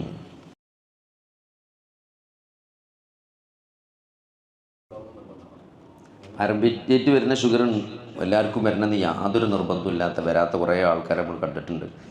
പിന്നെ വരും. നമ്മുടെ നാട്ടിലൊരു പ്രശ്നം എന്താ വെച്ചാലോ, ഷുഗറുള്ള അമ്മാൻ്റെയും ബാപ്പാൻ്റെയും മക്കൾ നല്ലോണം അടിച്ചു പിന്നും. എന്താ വെച്ചാൽ ഏതായാലും വരാനുള്ളതാണ്.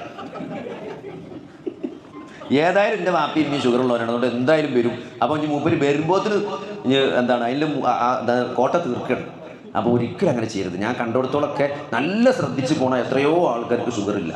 പാപ്പാക്കും മാക്കൊക്കെ നല്ല ഷുഗറുള്ള എത്രയോ മക്കൾ വളരെ സ്ട്രിക്റ്റ് ആയിട്ട് പോണ ആൾക്കാർക്ക് ഷുഗർ ഇല്ലാത്ത എത്രയോ ആളുകളുണ്ട്. ഉണ്ടായി തന്നെ വളരെ ചെറിയ ഗുളികമ്മ അങ്ങനെ പോണ ആൾക്കാരുണ്ട്, നല്ല സ്ട്രിക്റ്റ് ആയിട്ട് കൺട്രോൾ ചെയ്തു. പിന്നെ മാത്രമല്ല ഷുഗർ ഉണ്ടായിട്ട് ജീവിതം അവസാനിക്കുന്നില്ല. എത്രയോ ആളുകളെ ഷുഗർ ഉണ്ടായിട്ട് 35-40 കൊല്ലമൊക്കെ ഒരു കുഴപ്പമില്ലാതെ കോംപ്ലിക്കേഷൻ ഇല്ലാതെ ജീവിച്ച് പോയ ആളുകളൊക്കെ എത്രയോ ആളുകളുണ്ട്. പക്ഷെ ഒക്കെ എന്താ വെച്ചാൽ വളരെ കൃത്യമായിട്ട് എന്ത് ചെയ്യും, ഭക്ഷണമൊക്കെ ഒരു വരച്ച വരമേഖല ഭക്ഷണം അത്രയും സ്ട്രിക്റ്റായിട്ട് ഭക്ഷണം കഴിക്കും.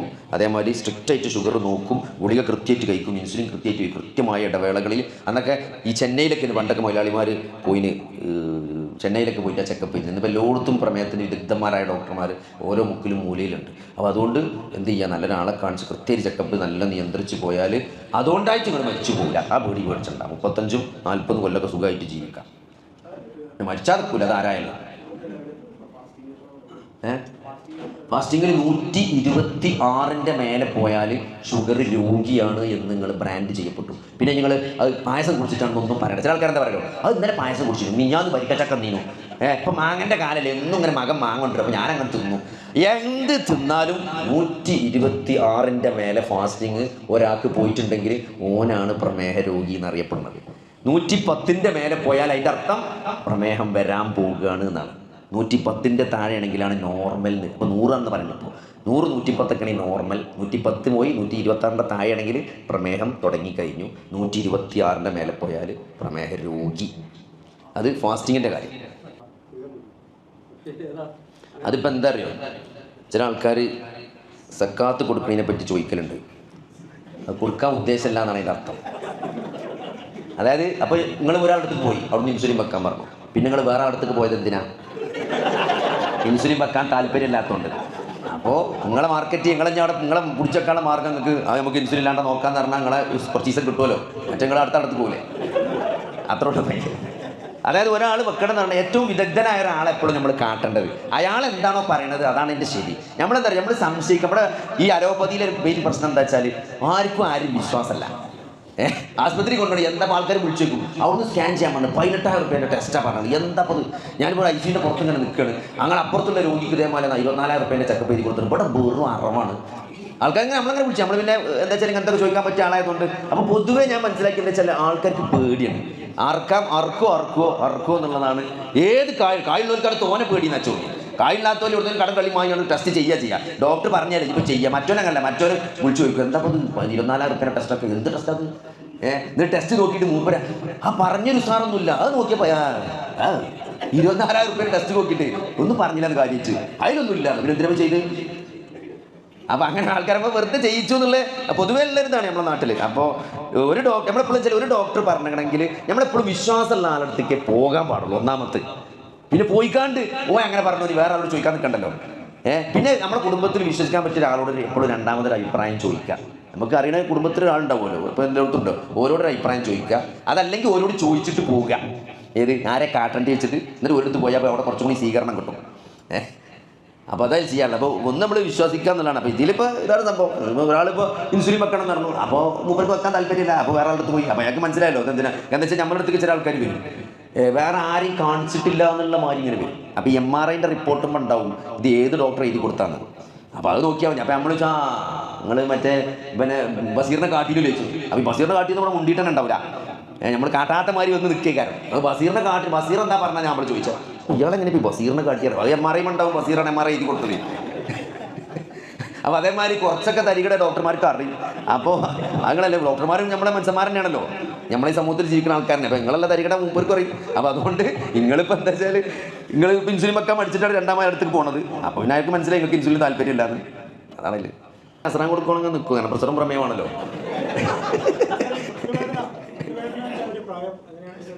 മുട്ടുവേദനയ്ക്ക് അങ്ങനെ ഒരു പ്രായമൊന്നുമില്ല. കാരണം നമ്മൾ പ്രായം എന്ന് പറഞ്ഞാൽ സാധാരണഗതിയിൽ നമ്മളൊരാളോട് പറഞ്ഞത് എന്താ ഈ വേദന വെച്ചാൽ അത് പ്രായമായിട്ടാണ് പിന്നെ ഈ മുട്ടിനും അതേ പ്രായമാണെന്ന് പറയും. ഞാൻ വർത്താനം നമ്മൾ പറയില്ല. നമ്മളിപ്പോൾ ഒരാളുടെ പ്രായമായിട്ടാണ് മുട്ടുവേദന പറഞ്ഞാൽ മൂപ്പര് മറ്റേ മുട്ടിൽ കാണിച്ചത് അതിനൊരു കുഴപ്പമില്ലല്ലോ, ഇതിനും 76 വയസ്സാണല്ലോ. അപ്പോൾ പ്രായം പൊതുവേ പറയുന്നൊരു കാര്യമാണ്. പ്രായമാകുമ്പോൾ ഏത് സാധനം ചെയ്യുമല്ലോ. പക്ഷെ അതിനേക്കാൾ ഏറെ നമ്മളെ തടിയാണ്. ഒന്ന് അമിതമായ വണ്ണം, 2 ബെൻഡ്, വളവുണ്ട്. അലൈൻമെൻറ്റ് പോയാൽ നമുക്കറിയാം നമ്മളെ വണ്ടിൻ്റെ ടയർ ചെത്തിപ്പോകും. അതിനാണ് അലൈൻമെൻറ്റ്, ടയറിന് ആയുസ് കിട്ടാനാണ് നമ്മൾ വണ്ടി ഇടയ്ക്കിടയ്ക്ക് അലൈൻമെൻറ്റിന് കൊണ്ടുപോകുന്നത്. അപ്പോൾ കാലിന് ബെൻഡ് ഉണ്ടെങ്കിൽ മുട്ടിൻ്റെ തേയ്മാനം പെട്ടെന്ന് വരും. പിന്നെ പൊണ്ണത്തടി ഉണ്ടെങ്കിൽ ലോഡ് കൂടുന്നതുകൊണ്ട് തേയ്മാനം വരും. പിന്നെ ആക്ടിവിറ്റി കുറവാണെങ്കിൽ മസിലുകൾക്കൊക്കെ നല്ല ആരോഗ്യം ഉണ്ടെങ്കിലും തേയ്മാനം വരും. കാരണം ലോഡ് മസിലിന് വരുമ്പം മസിൽ നല്ല ആക്റ്റീവ് ആണെങ്കിൽ കുറേ ലോഡ് മസിൽ വഴി പോകും. മറ്റെല്ലാ ലോഡും കൂടി എല്ലുമ്പക്ക് വരും. അപ്പോൾ നല്ല വ്യായാമം ചെയ്യാത്ത ആക്ടിവിറ്റി കുറഞ്ഞ ആളുകൾ, തടി കൂടുതലുള്ളവർ, പൊണ്ണത്തടിയന്മാർ, ബെൻഡുള്ളവർ, പിന്നെ മുട്ടിന് എന്തെങ്കിലുമൊക്കെ നല്ലപ്പം കാലത്ത് നല്ല പരിക്ക് പറ്റിയ ആൾക്കാർ, പന്തളിച്ച് അങ്ങനെയൊക്കെ കേട് വന്ന പരിക്കും ഉജി ചാടിയിട്ടൊക്കെ മുട്ട് പണ്ട് കേടെന്ന് വരും. അങ്ങനത്തെ ഒരു കാണുന്നില്ല തേയ്മാനം പെട്ടെന്ന് വരിക. പ്രായം ഒരു കാരണം, ഏത് അസുഖത്തിനും പ്രായം ഒരു കാരണമാണ്. പ്രായമാകുമ്പോൾ പ്രഷർ വരും, പ്രമേയം വരും, ക്യാൻസർ വരും, എല്ലാത്തിനും പറയാൻ പറ്റിയൊരു കാര്യമാണ് പ്രായം എന്നുള്ളത്. ഓട്സും കഴിക്കാം. ഓട്സ് കായുള്ളവർക്കേ പറ്റുള്ളൂ. മക്കൾ ഗൾഫിലൊക്കെ വേണം ഓട്സ് എന്നുണ്ടെങ്കിൽ. അപ്പോൾ ഓട്സ് നല്ലതാണ്, കാലറി കുറഞ്ഞതാണ്. പക്ഷെ എല്ലാവർക്കും ഓട്സ് വാങ്ങാൻ കിട്ടാത്തതുകൊണ്ട് കായിൻ്റെ ഒരു പ്രശ്നമുണ്ട്. ഓട്സ് നല്ലതാണ്. ഓട്സ് ഏറ്റവും കാലറി കുറഞ്ഞ സാധനമാണ്. അതൊക്കെ ഉണ്ട്. ഓട്സ് ഈ പറഞ്ഞ മാതിരി പണ്ട് എന്നോട് ഒരാൾ പറഞ്ഞു, ഞാൻ രാവിലെ ഓസ്ട്രേലിയൻ മട്ടനാണ് കഴിക്കലാണ്. ഞാൻ എൻ്റെ ജീവിതത്തിൽ ആദ്യമായിട്ട് കഴിക്കുന്നു ഓസ്ട്രേലിയൻ മട്ടൺ. തന്നെ നമ്മൾ ഓസ്ട്രേലിയയിൽ നിന്ന് കൊണ്ടുവരുന്ന സ്പെഷ്യൽ മട്ടനാണ് മുമ്പ് രാവിലെ ബ്രേക്ക്ഫാസ്റ്റിന് കഴിക്കലാണ്. ഒരു പ്രമേരോഗി പറഞ്ഞാൽ പടച്ചോനെ. അപ്പോൾ ഞാൻ ചോദിച്ചു, എന്താ നമുക്ക് നമ്മളൊരു വിവരമില്ലാത്ത ആളായല്ലോ, അപ്പോൾ എന്താണ് ഇപ്പോൾ ഈ ഓസ്ട്രേലിയൻ മട്ടൻ്റെ പ്രത്യേകത വെച്ചാൽ, അപ്പോൾ അതിന് ഫാറ്റ് കുറവാണ്. അപ്പോൾ കായ്ക്കനുസരിച്ച് നിങ്ങൾ ഓസ്ട്രേലിയൻ മട്ടണോ നാടൻ മട്ടണോ ഓട്സോ ഏത് ഓട്സുകൾ തിന്നോളൂ, അതൊന്നും പ്രശ്നമല്ല. ഓട്സ് കാലറി കുറഞ്ഞ സാധനമാണ്. പിന്നെ അതിൽ കായ്ക്കനുസരിച്ച് നിറച്ച വ്യത്യാസമുള്ള ഓട്സൊക്കെ വാങ്ങാറുണ്ട്. എനിക്ക് വലിയ അറിവില്ല, ഓട്സൊക്കെ ഇഷ്ടമല്ല, അതുകൊണ്ട് ഞാൻ നോക്കലുമില്ല, വാങ്ങലുമില്ല. നമ്മൾ കുറച്ച് കുറിയിരിക്കഞ്ഞ് പാടില്ല എന്നാലും കുറച്ച് കുറിച്ച് ഞാൻ ആ പൊളിച്ചിക്കാരുണ്ട്. ഇഷ്ടമുള്ള തിന്നാൻ, മാണ്ടാത്തതും തൊള്ളക്ക് പറ്റാത്തതും തിന്നടങ്ങാറാണ്ട. ഈ ജീവിതം കുറച്ചുള്ളൂ. അളവ് കുറച്ചാൽ മതി. ഈ ഇടങ്ങാറായിക്കാണ്ട് പാറിൽ എത്ര രാഗിയോ ചാമക്കഞ്ഞൊക്കെ തിന്ന് കുടിച്ചാണ് ആൾക്കാർ. ഒരു 2 കയ്യിൽ കുറിയിരിക്കഞ്ഞ് കുടിച്ച് കിടന്നു കളി. അതാണ് ഇതെന്താ കഞ്ഞിയൊക്കെ എന്താ വെച്ചാൽ കൺട്രോളില്ലേ, വലിയ പാത്രത്തിൽ മോദിയൊക്കെ കുടിച്ചാണ്. അത് പറ്റും. 2 കയ്യിൽ കുറിയിരിക്കഞ്ഞ് കുടിച്ചാണ് കിടന്നു കളി. ഇങ്ങനെ ചാമം ഇടങ്ങാറാണ്ടാക്കി. ഞാൻ നിങ്ങൾക്ക് ചാമം ഇഷ്ടമാണെങ്കിൽ കുഴപ്പമില്ല കേട്ടോ, നിങ്ങൾ ഇടങ്ങാറാണ്ടാന്ന് ഞാൻ പറഞ്ഞു. പാരമ്പര്യമുള്ള ക്യാൻസറുകളുണ്ട്. എല്ലാ ക്യാൻസറും പാരമ്പര്യമല്ല. ഈ ബ്രസ്റ്റിൻ്റെത് അങ്ങനത്തെ ചില ക്യാൻസറുകളാണ് പാരമ്പര്യമായിട്ട് വരിക. ഈ മലാശയത്തിൻ്റെ ക്യാൻസർ, ആമാശയത്തിൻ്റെതൊക്കെ അങ്ങനത്തെ എല്ലാ ക്യാൻസറും പാരമ്പര്യമാണ്. ക്രിയാറ്റിൻ തന്നെ നോക്കുക. വളരെ നേരത്തെ കിഡ്നിക്ക് കേട് വരുന്നുണ്ടോ എന്ന് അറിയണമെങ്കിൽ യൂറിൻ ആൽബുമിൻ ക്രിയാറ്റിൻ റേഷ്യോ എന്ന ratio ACR albumin creatine ratio, അതാണ് കിഡ്നിക്ക് ചെറിയ ഡാമേജ് വരുന്നുണ്ടോ എന്ന് നേരത്തെ അറിയാനുള്ള ടെസ്റ്റ്. അത് ഉണ്ടെങ്കിൽ ഇപ്പൊ തന്നെ പുറത്ത് കുളിച്ചാൽ കിഡ്നി കേടാതെ രക്ഷപ്പെടാൻ പറ്റും. ACR ഇല്ല, അത്ര വലിയ ചെലവില്ല, കറക്റ്റ് അറിയില്ല.